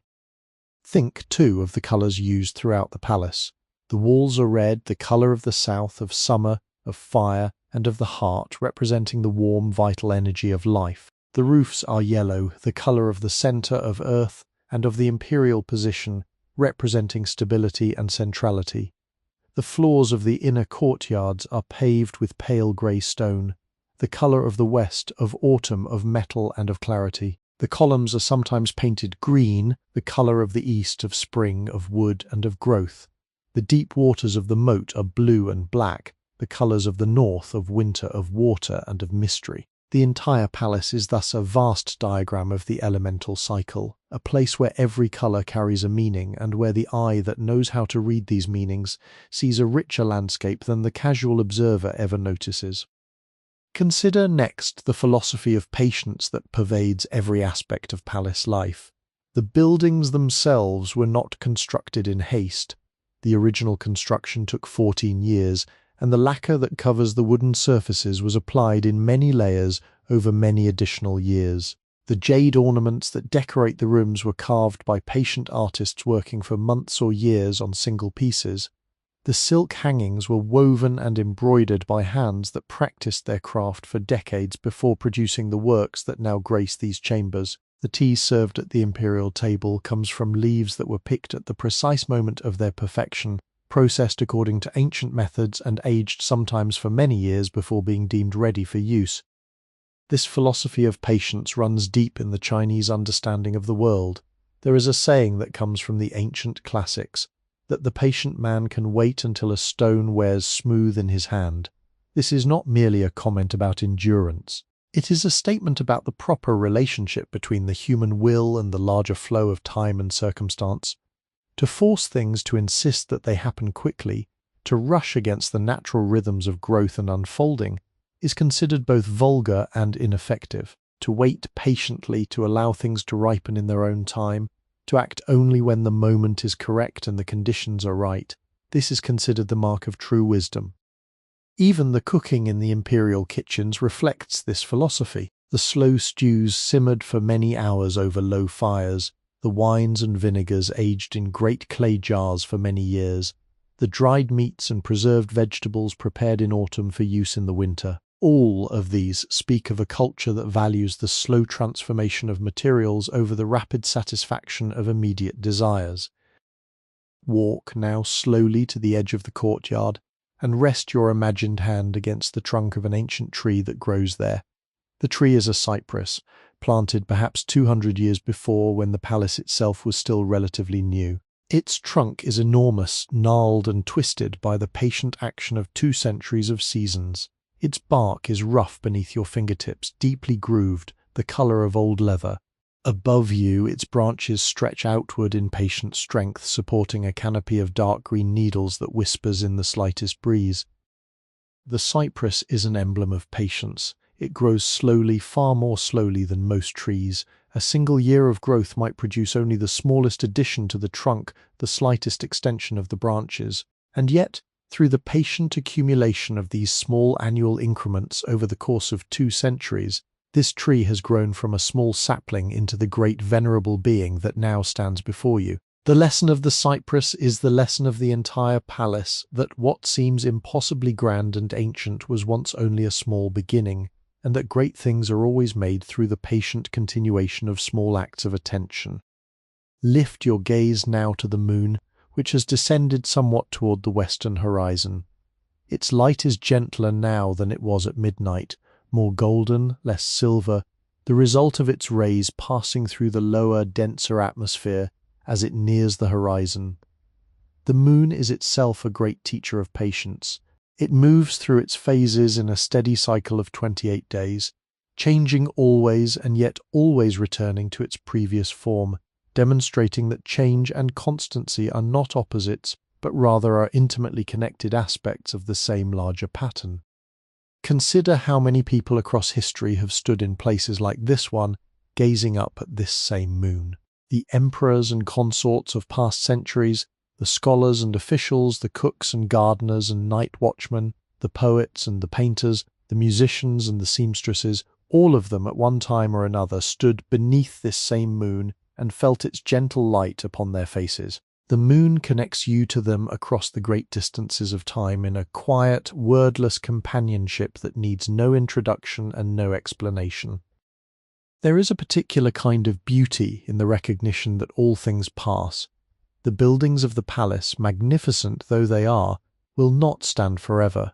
The dynasties that ruled here have already passed into history, and the dynasty that built this place would itself eventually fall. The traditions and customs and ceremonies of the palace, elaborate and ancient as they seemed to those who practiced them, would change and adapt and eventually be transformed beyond recognition. Even the patient cypress before you will eventually reach the end of its long life and return to the soil that nourished it.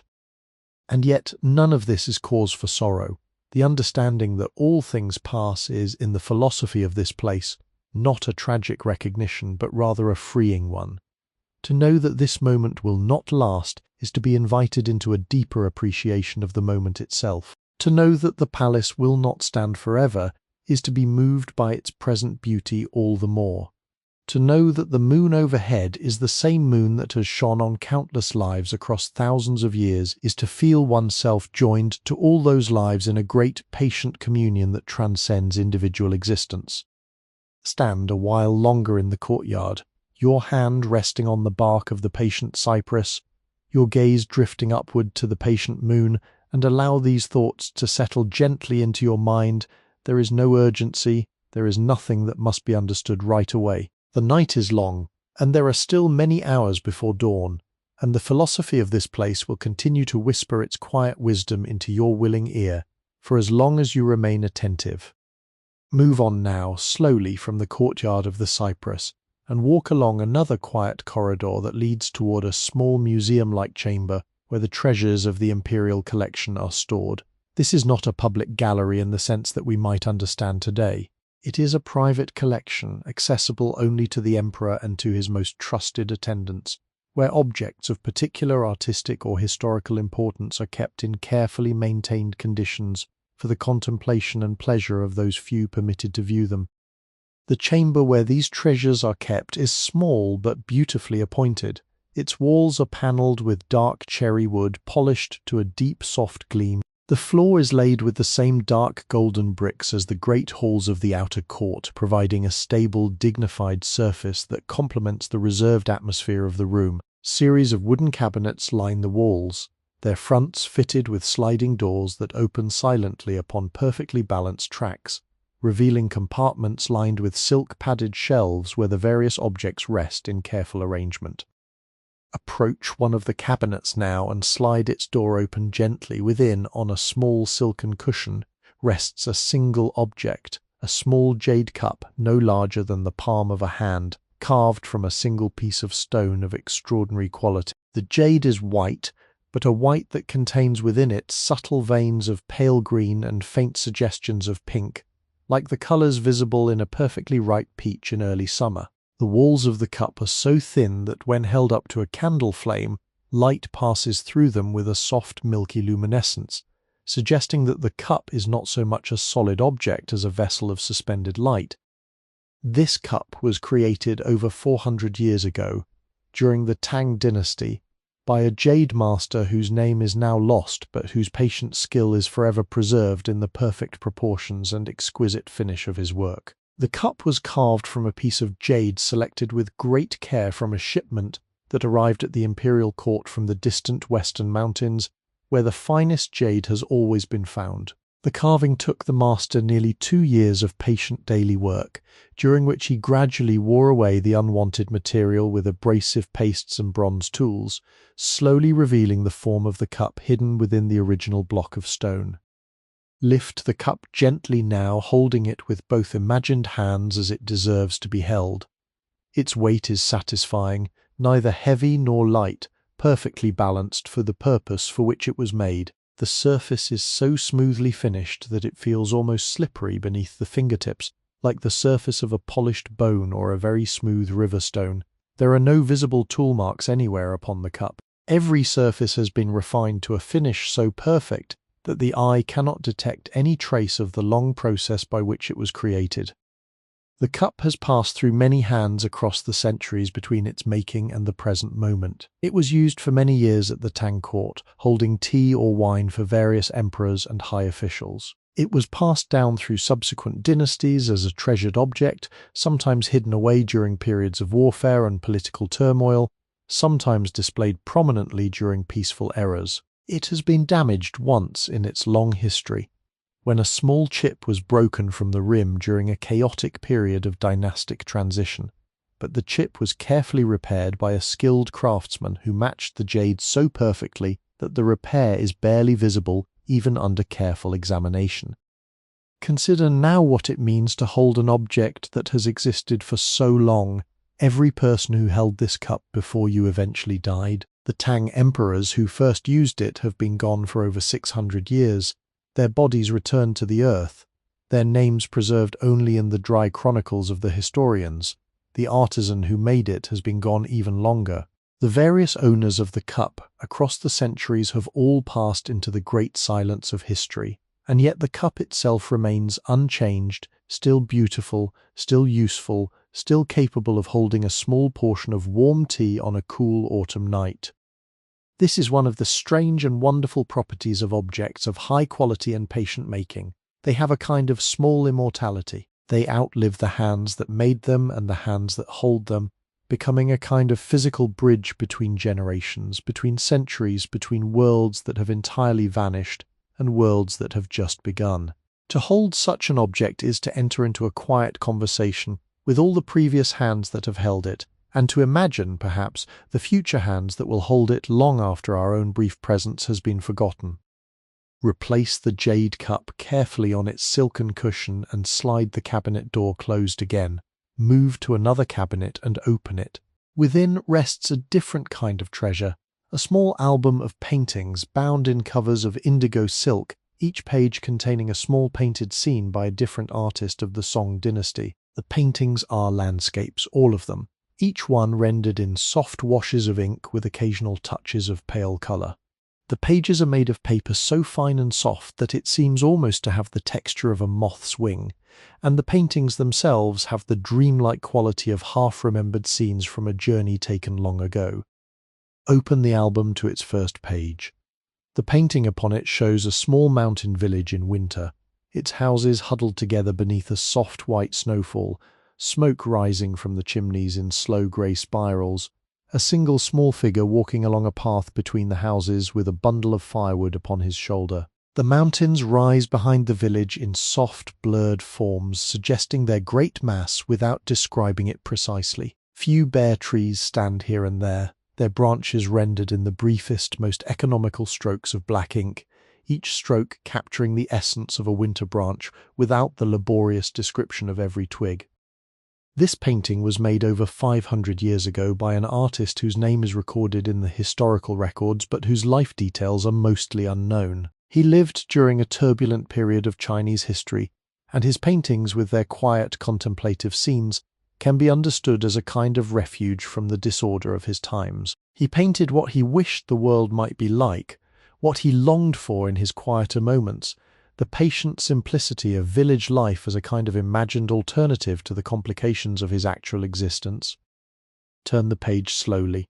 Each turn of the page is a small ritual requiring delicacy and attention, for the paper is old and the bindings, though carefully maintained, must not be stressed unnecessarily. The next painting shows a different scene, a small harbour at evening with several small boats anchored just offshore and a single fisherman sitting on a stone pier with his pole extended over the water. The reflection of the boats in the still harbour water is rendered in the lightest possible touches of ink, suggesting more than describing, allowing the viewer's imagination to complete the scene.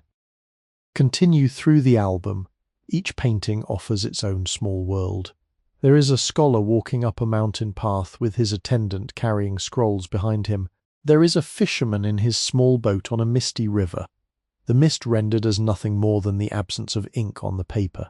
Vast empty spaces that nonetheless suggest the entire enveloping atmosphere. There is a small temple in a forest grove, its red walls just barely visible through the dense green of the surrounding trees. There is a single crane flying above a marsh at sunset. The crane and the sun and the marsh all rendered with such economy that the entire painting could be described in fewer than 100 brushstrokes, and yet it contains within it an entire emotional landscape of farewell and journey, and the patient endurance of beauty. Close the album gently and replace it upon its silken cushion within the cabinet. Slide the cabinet door closed. The treasures here are countless. Each cabinet contains its own small wonders, and each wonder has its own long history, its own patient meanings, its own quiet dignity. To examine them all would require many lifetimes, and even then one would only have begun to appreciate the depth of human attention that has accumulated within these walls. Step back into the corridor. The night continues its patient turning. The objects in their cabinets settle deeper into their silent vigil, awaiting the morning when they might be visited again by other appreciative eyes. The entire chamber breathes softly, as old chambers do, holding within itself the accumulated weight of all the centuries of human creativity that it preserves so faithfully. Wander now toward a small inner garden that is particularly beloved during the autumn months, for its many trees have been chosen specifically for the beauty of their changing leaves. This is the Garden of Drifting Petals, a place where, throughout the autumn season, leaves fall in slow, patient succession, filling the small pathways with carpets of golden, crimson, and orange, perfuming the air with the dry, sweet fragrance of dying summer. The garden is reached through a small moon gate, a circular opening in a wall that frames a perfect view of the garden beyond. Step through this gate and pause for a moment to take in the scene. The path before you is paved with small, smooth stones arranged in patterns that suggest flowing water, and these stones are now nearly hidden beneath a thick carpet of fallen leaves of every colour. The maples have shed leaves of brilliant red, the ginkgos have shed leaves of pure shining yellow, the persimmons have shed leaves of deep orange, and a few late-falling cherry leaves contribute their delicate touches of pink and pale green. The leaves rustle softly underfoot as you step into the garden. Each step releases a faint dry whisper, the sound of countless tiny crumplings as the brittle leaves fold beneath your imagined weight. The fragrance that rises from the leaves is one of the great fragrances of autumn, dry and faintly sweet, carrying within it the entire memory of summer's vivid green now transformed into the more meditative palette of approaching winter. Beneath this dry sweetness, you can detect the deeper, earthier scent of the soil itself, made richer by the slow decomposition of years of fallen leaves that have returned to nourish the trees from which they once grew. A single ginkgo tree stands at the center of the garden, very old, its trunk thick and twisted with age, its branches reaching outward in patient arcs. The ginkgo is one of the most ancient species of tree in the world, having existed in essentially its current form for over 200 million years, predating even the dinosaurs. To stand beneath a ginkgo is to stand beneath a living fossil, a being that connects the present moment to a depth of geological time so vast that it dwarfs all human imagining. The leaves of the ginkgo are themselves a kind of small miracle.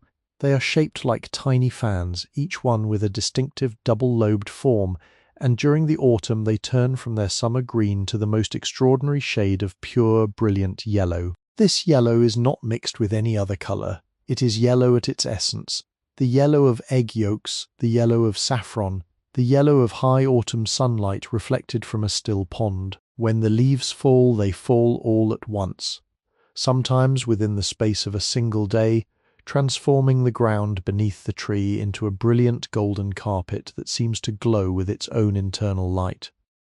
Stand now beneath the ginkgo and look upward. The tree has not yet shed all its leaves, though it is well into the season. The remaining leaves catch the moonlight and seem to shimmer slightly, their golden surfaces reflecting the pale silver light back outward in patterns of moving brightness. As you watch, a single leaf releases its grip upon its branch and begins to drift downward through the night air. It does not fall straight down. It spirals slowly, turning over and over upon itself, catching the moonlight first on one side and then on the other, descending in a long, slow journey that seems to take much longer than it should. The fall of a single ginkgo leaf is an event of particular beauty.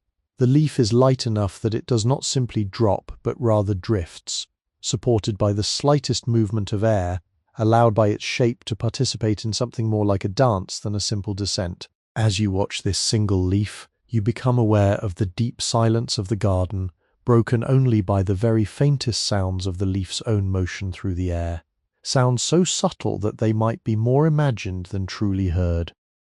The leaf eventually reaches the ground, settling onto the carpet of its predecessors with a tiny, inaudible touch. It joins now the great community of fallen leaves, each one having made its own similar journey, each one contributing its small individual presence to the collective beauty of the autumn carpet.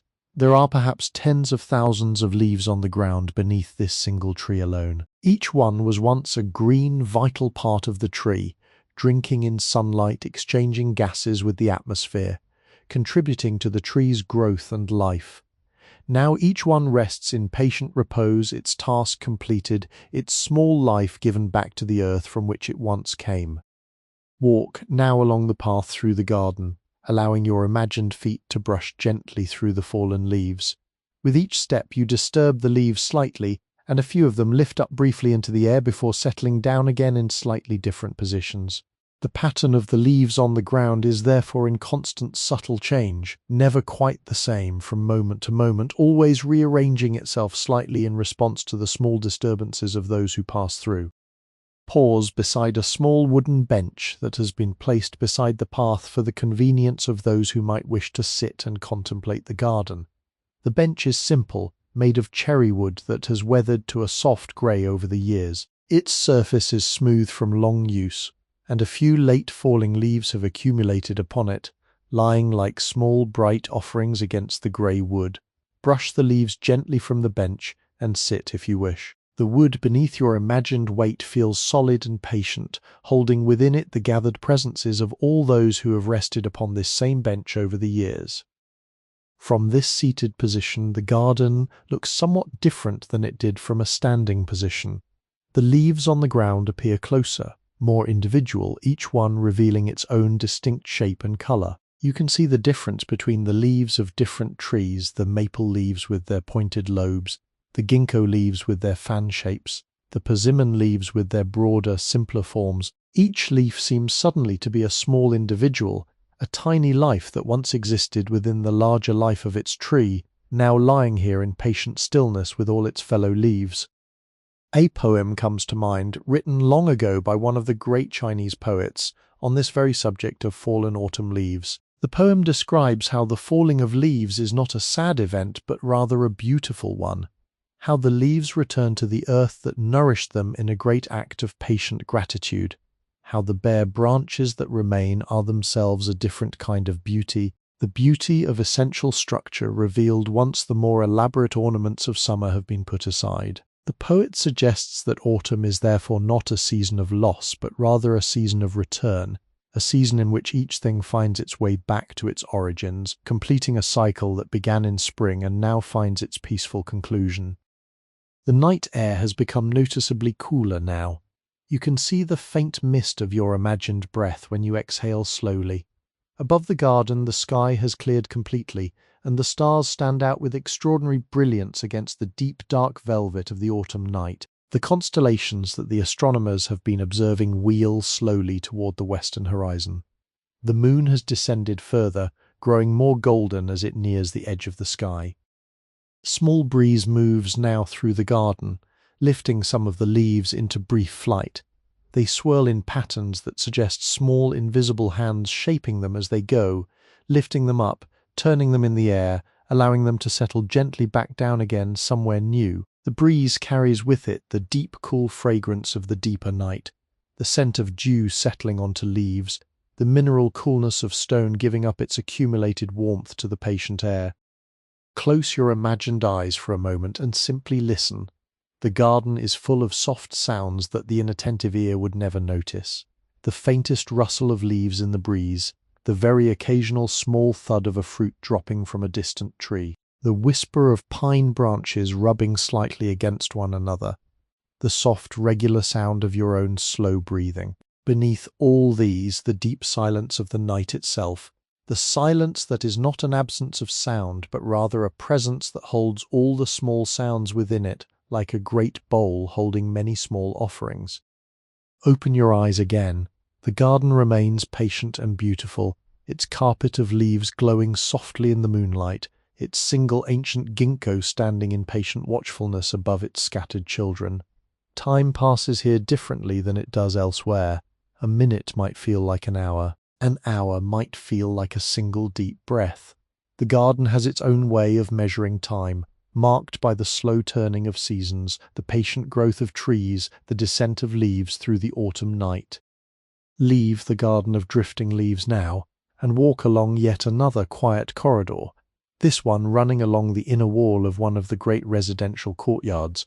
The wall beside you is high, perhaps 3 times the height of a tall man, painted in the deep red that characterizes the entire palace, its surface broken at intervals by small alcoves containing carved stone reliefs of mythical creatures and patterns of clouds.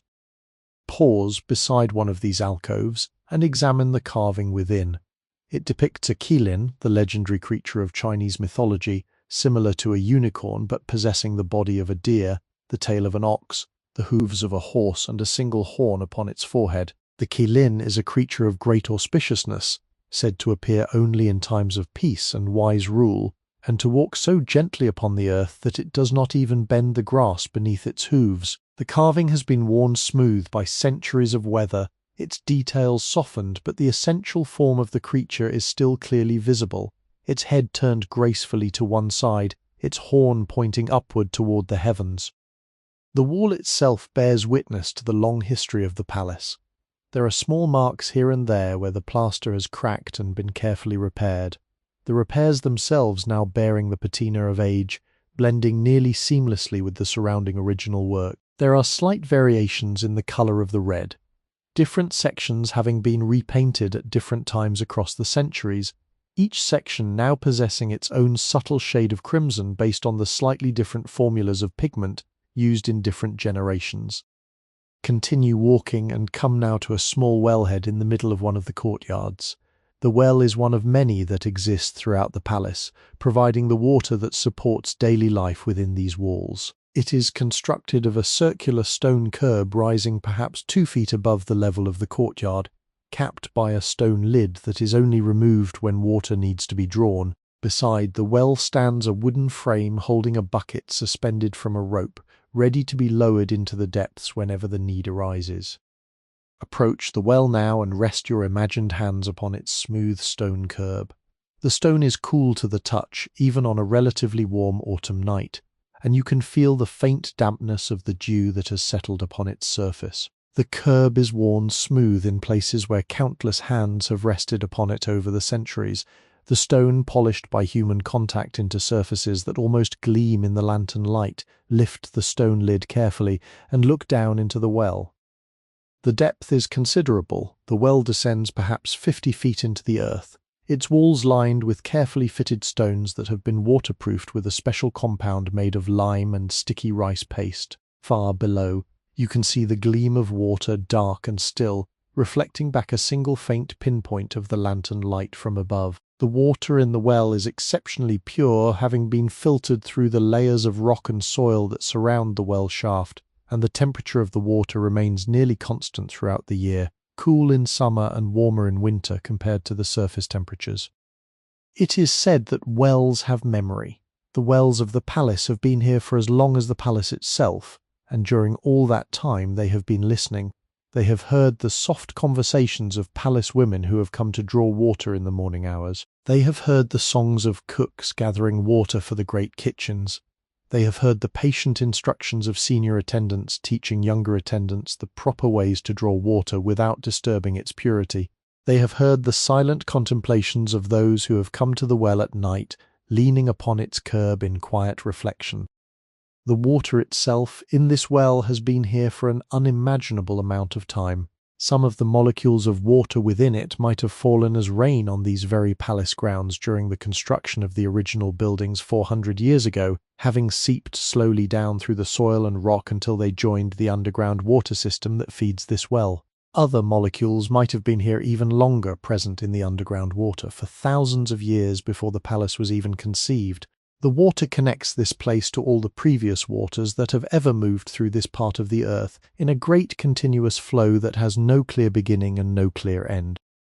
Lower the bucket carefully into the well, listening to the soft sound of the rope playing out as the bucket descends. After a moment, you hear the soft splash as the bucket meets the water below, then the change in resistance as it fills, then the slight increase in weight as you begin to draw it back up. The drawing of water is a patient, rhythmic activity, the rope moving through your hands, hand over hand, each pull bringing the bucket a little closer to the surface. Eventually, the bucket emerges from the dark mouth of the well, full of water that catches the lantern light in 1,000 tiny dancing reflections.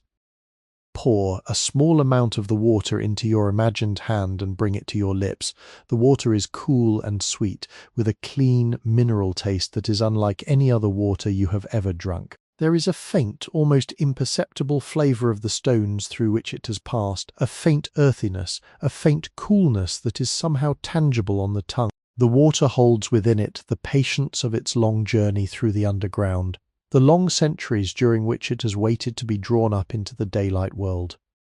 Replace the bucket and lid carefully and continue your walk. The corridors of the palace at this hour are nearly silent. The torches that mark the corners of the major courtyards have burned low, their flames reduced to small, steady glows that provide just enough light to find one's way without making the night feel intrusive. The palace seems to be breathing slowly in its sleep, like a great organism gathering itself for the rest of the night before its eventual reawakening with the first light of dawn. Pass now through another small gateway and find yourself in a courtyard you have not yet visited. This one contains in its centre a great bronze tortoise standing upon a stone platform. The tortoise is enormous, perhaps 8 feet long, its shell carved with intricate patterns of hexagonal segments, its head extended forward in patient attention. The bronze has darkened over the centuries to a deep, rich brown, with patches of green patina where the metal has reacted slowly with the moisture of countless rains and snows. The tortoise is a symbol of longevity, of patience, of the slow accumulation of wisdom across long lifetimes.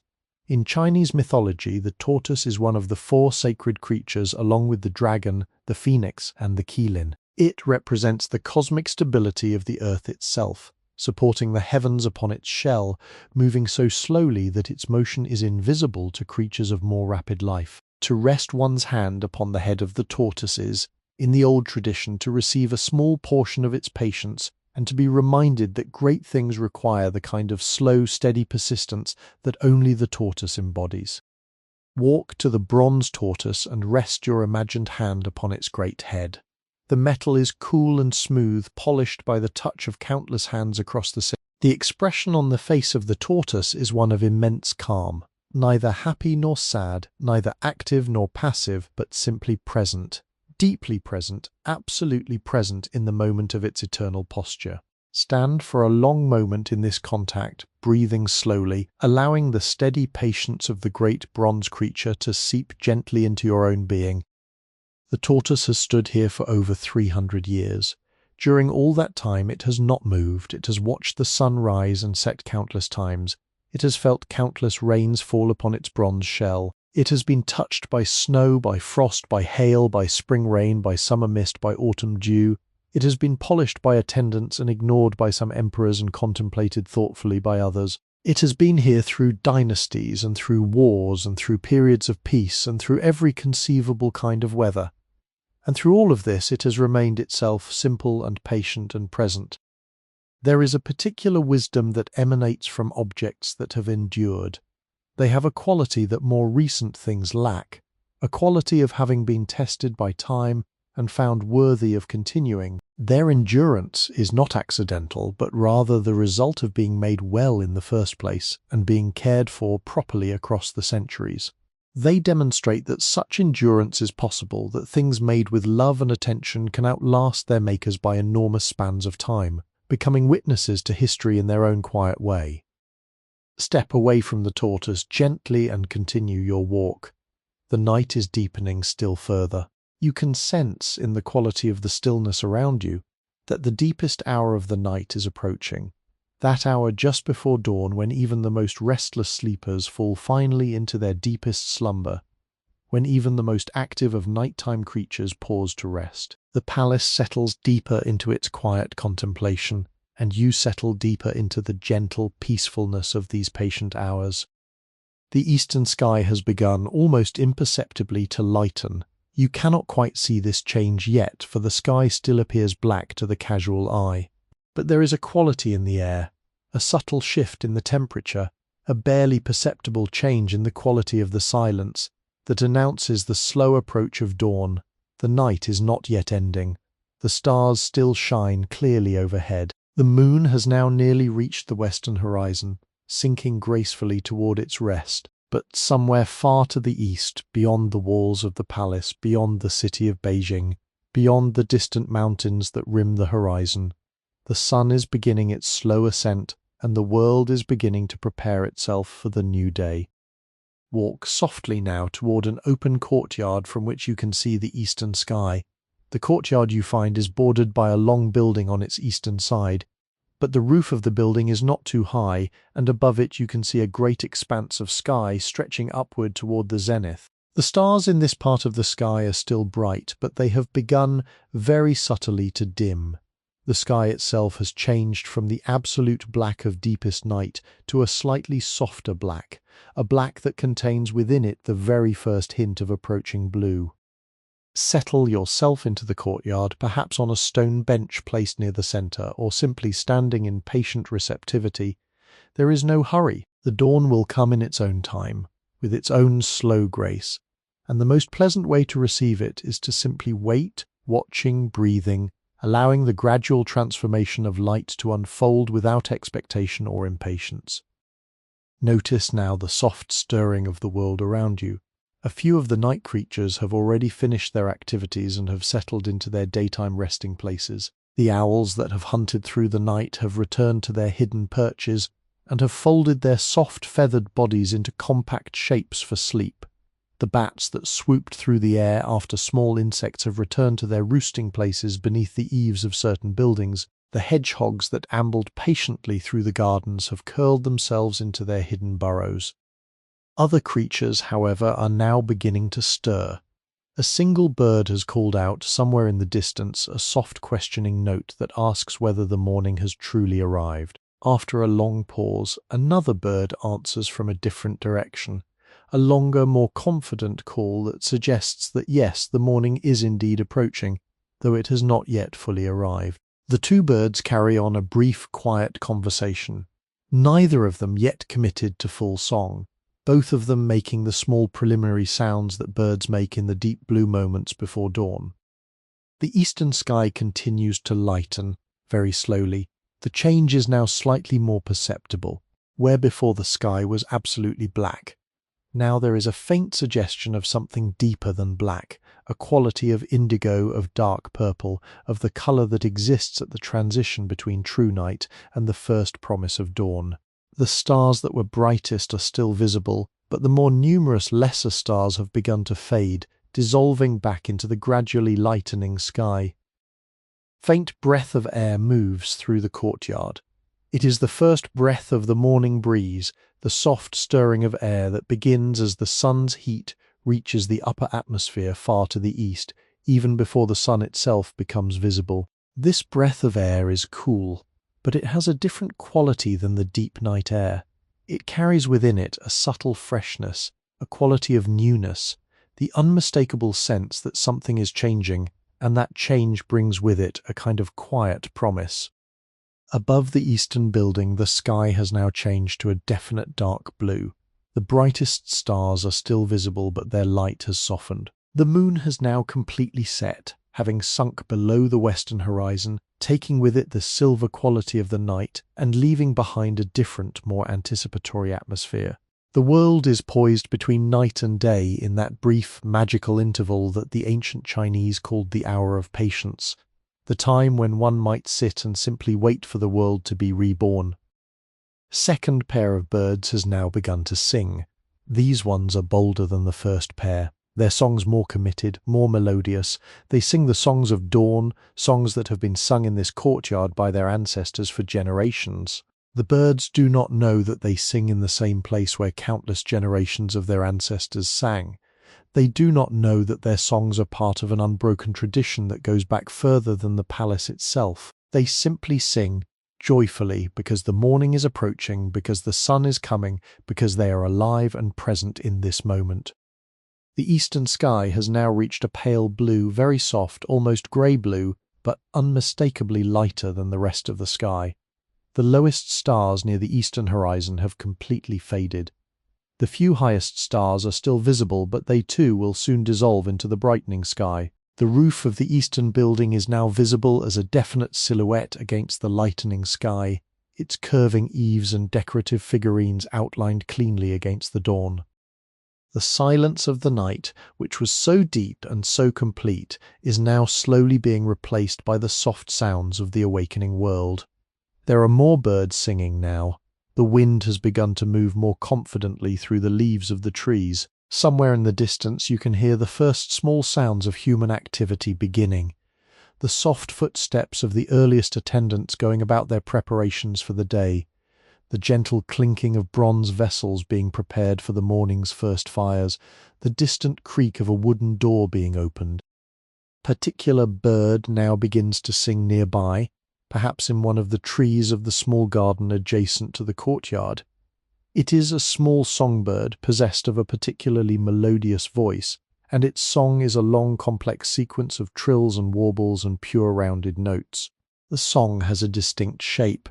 It begins with a few questioning notes, then builds into a more confident phrase, then resolves into a long sustained warble that descends gently to silence. After a brief pause, the song begins again, slightly different this time with new variations and elaborations. Listen carefully to this small singer. The song is being composed in the moment, drawn from the bird's repertoire of notes and phrases, arranged in patterns that please the bird's own sense of musical satisfaction. No one has taught this bird to sing exactly this song. The bird is simply singing what feels right to it in this moment, in this particular dawn, in response to the particular qualities of this particular morning. Second bird joins the first, then a third, then several more, until the trees of the garden are filled with the bright, joyful music of dawn. The song is no longer that of a single bird, but rather a complex polyphonic chorus, with each bird contributing its own voice, its own melodies, its own sense of timing. The chorus rises and falls, surges and ebbs, and yet maintains throughout a quality of unified joy, as though all the birds are participating in a great collective expression of welcome to the coming day. The eastern sky has now grown markedly lighter. It has changed from blue to a pale, slightly yellowish blue, and along the very horizon, just barely visible above the roof of the eastern building. You can see the first faint suggestion of pink, a soft rose color that announces that the sun itself will soon become visible. The temperature of the air has shifted slightly. There is still coolness, but it is a different coolness than that of the night, a coolness that contains within it the promise of warmth to come. Allow yourself now to fully receive the sensations of this moment, the cool air on your face, the growing light around you, the bird songs filling the air, the faint scent of morning, that distinctive scent that combines coolness and freshness and the very subtle suggestion of warming earth. The deep, patient feeling of the courtyard around you which has welcomed this same dawn so many times before and will welcome it many times again. You have been awake through the night now, travelling slowly through the dreaming palace, observing its many quiet beauties. The journey has been long, but it has not been tiring. It has been the kind of journey that nourishes rather than depletes, the kind of slow, attentive movement through space and time that leaves the traveller feeling more deeply alive at the end than they were at the beginning. The first true rays of the rising sun have now begun to touch the highest tiles of the palace roofs. The yellow tiles, those imperial tiles reserved only for the dwellings of the Son of Heaven, have begun to catch the dawn light and to throw it back outward in patterns of warm gold. The very tops of the roofs glow as though lit from within, while the lower portions of the buildings remain in soft blue shadow. The palace is therefore both already in morning and still in night, divided horizontally by the patient ascent of light. But it is time now, gentle traveller, to release this beautiful place. It is time to let the palace continue its long, slow life without you, to allow the dawn to unfold for the workers and attendants and emperors of that distant century. Leave behind the silken curtains and the bronze tortoises and the ancient ginkgo trees and the patient cypress and all the countless other beauties you have witnessed. Close your imagined eyes now gently. Allow the images of the palace to soften and to blur slightly, as though seen through a veil of falling silk. The deep red walls fade gently, the golden roofs dim into soft silhouettes, the lanterns dim further still, their warm glows reducing to faint memories. The stone courtyards lose their definition. The carved details of the bronze creatures soften into dreaming shapes. The sound of the chin music fades into silence. The bird songs of dawn dim into a distant, peaceful murmur. Allow yourself to settle deeper into the comfortable place where your physical body has been resting throughout this journey. Feel the surface beneath you, soft and supportive, holding you safely. Feel the weight of your body comfortable and at ease, free from any tension or concern. Feel your breathing slow and easy, moving in and out without effort or demand. The journey is complete. The palace dreams on without you. The night that you visited has now ended in its proper time, 400 years before this present moment. The sun that rose for those distant inhabitants has long since set. The palace itself still stands in some form, transformed by the centuries, but the particular night you visited exists now only in the gentle imagination, only in the soft memory, only in the patient receptivity of the listening mind. Allow your mind to drift now. There is no need to hold on to any of the images you have seen. There is no need to remember any of the details. They will be there if you wish to return another time, but for now you may release them, allowing them to settle into the deep quietness from which they came. Drift, gently drift softly. There is no urgency anywhere. There is no task waiting to be completed. There is no place you must be, no person you must please, no thought you must finish. You are perfectly safe. You are perfectly held. You are perfectly free to release everything and to settle into the deep, restorative peace that good sleep provides. The patient cypress in its quiet courtyard breathes gently, releasing its long, slow breath into the morning air.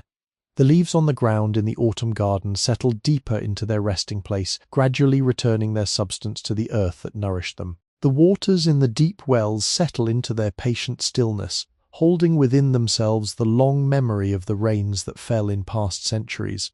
The bronze tortoise stands in its eternal posture, neither sleeping nor waking, but simply present, simply present, simply present. Imagine now that you are floating gently. There is no struggle in this floating. You are supported by something soft and warm, something that holds you with absolute patience and care. You are floating in a sea of soft light, a sea that is neither too bright nor too dim, a sea that is exactly the temperature of perfect comfort. The light moves around you in slow, gentle currents, washing softly past you, carrying away any small troubles that may have remained from the day, leaving behind only peace, only ease, only the deep restorative quiet of approaching sleep. Far in the distance, you can still faintly hear the soft chime of the wind bells in the palace, as though they are sounding from another world, a world of dreams beyond the dream you are now entering. Their voices are gentle, low, rounded, the sounds of distant temple bells heard through layers of falling snow. Each chime is followed by a long pause, and then another chime, and the rhythm of the chimes matches the slow rhythm of your breath. The lanterns of the palace, those countless small stars of warm golden light, now burn very low. One by one, the attendants who tend them are extinguishing them as the morning grows brighter and their service is no longer needed. Each lantern dims softly, then goes dark, joining the patient sleep of the night. As you drift now, you can imagine each of these lanterns going out within your own mind, one by one, releasing the day, releasing all that has been seen, releasing all that has been felt. The silken curtains of the consort's bed sway gently in the morning breeze. The fragrance of dried chrysanthemums in her pillow drifts softly through the air. The bronze brazier in her chamber has burned down to soft red embers, releasing its last gentle warmth into the room. The young consort sleeps deeply now, her hair spread across the silken pillow like dark water, her breathing even and peaceful. She will wake soon, but not yet, not yet. There is still time for deep restorative sleep. Imagine that you are this consort now, settled deep into a bed of unimaginable comfort, surrounded by silken curtains, breathing the gentle fragrance of dried chrysanthemums, your body completely at rest. There is no thought you must think, there is no concern you must hold. There is only the soft embrace of sleep, drawing you down into deeper and deeper levels of peaceful unconsciousness. The chin player in his pavilion has now finished his music. He sits in deep stillness, his hands resting upon the silent strings, his eyes closed, his face peaceful. He too will soon rise and return to his quarters for sleep, but for now he sits in perfect contentment, having played beautifully through the long hours of the night, having given the gift of his music to the moon and to the stars and to the koi fish in the pond and to anyone who might have been listening, including you. The astronomer on his observatory has completed his observations for the night. He has packed away his instruments with careful attention, has closed his ledger of recordings, has descended from the platform with patient steps, and is now walking back toward his quarters. He moves slowly, carefully, the way old men move, but he is content. The night's work has been good. The stars have been observed faithfully. The records have been added to the great archive. He will sleep deeply when he reaches his bed, and his dreams will be filled with the slow turning of the celestial sphere. The kitchen workers are now beginning to stir, but their work is gentle, the soft preparation of the morning meal, performed with hands that have done this work countless times before. The first fires are being lit, the first water is being heated, the first ingredients are being measured into bowls. The fragrance of fresh tea begins to rise from the tea kitchen, carrying with it the deep, peaceful scent of leaves brewing in hot water, the most quietly comforting fragrance that a kitchen ever produces. Drift deeper now. Drift further from all of these images. Allow them to fade into a soft golden glow, a glow that surrounds you and holds you and asks nothing of you. The forbidden city continues its long, patient existence without your attention. It does not need you to watch it. It has always existed and will always exist in its own quiet way. You may release it completely now, knowing that it remains there, in the memory of history, available to be visited again whenever you wish to return. Your breathing has slowed, your body has softened. The deep relaxation of approaching sleep has gathered around you like a warm, soft cloak. Your eyelids are heavy, your thoughts are slowing into long, gentle drifts. You are floating now in the soft golden sea of pre-sleep, that beautiful country where the day has fully released its hold and the night of dreams has not yet quite begun. That brief and lovely transition that some of the old poets called the small death and others called the sweet surrender. Let yourself surrender now. Let yourself fall gently into the deep restorative sleep that your body and mind so deserve. The palace will be there if you wish to return to it. The stars will be there. The patient cypress will be there. The bronze tortoise will be there in its eternal posture of calm. The koi fish will be there drifting through their cool pond. The chin music will be there suspended forever in the moonlit night. But for now, sleep. Sleep deeply, sleep peacefully, sleep without dreams, or with dreams as gentle as falling petals on still water. Sleep with the patient blessing of the dreaming palace settling softly upon you. Sleep with the soft chimes of the wind bells fading slowly into silence. Sleep, gentle traveller. Sleep, sleep, sleep, sleep, now, and rest. Welcome to Sleepy History with Henry.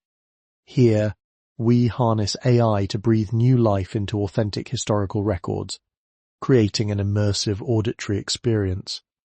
This entire production is AI-assisted, crafted solely for relaxation and sleep support. TAND is not a substitute for professional medical advice. Please do not listen while driving or operating machinery. Now, let Henry and AI guide you on a peaceful journey through the past.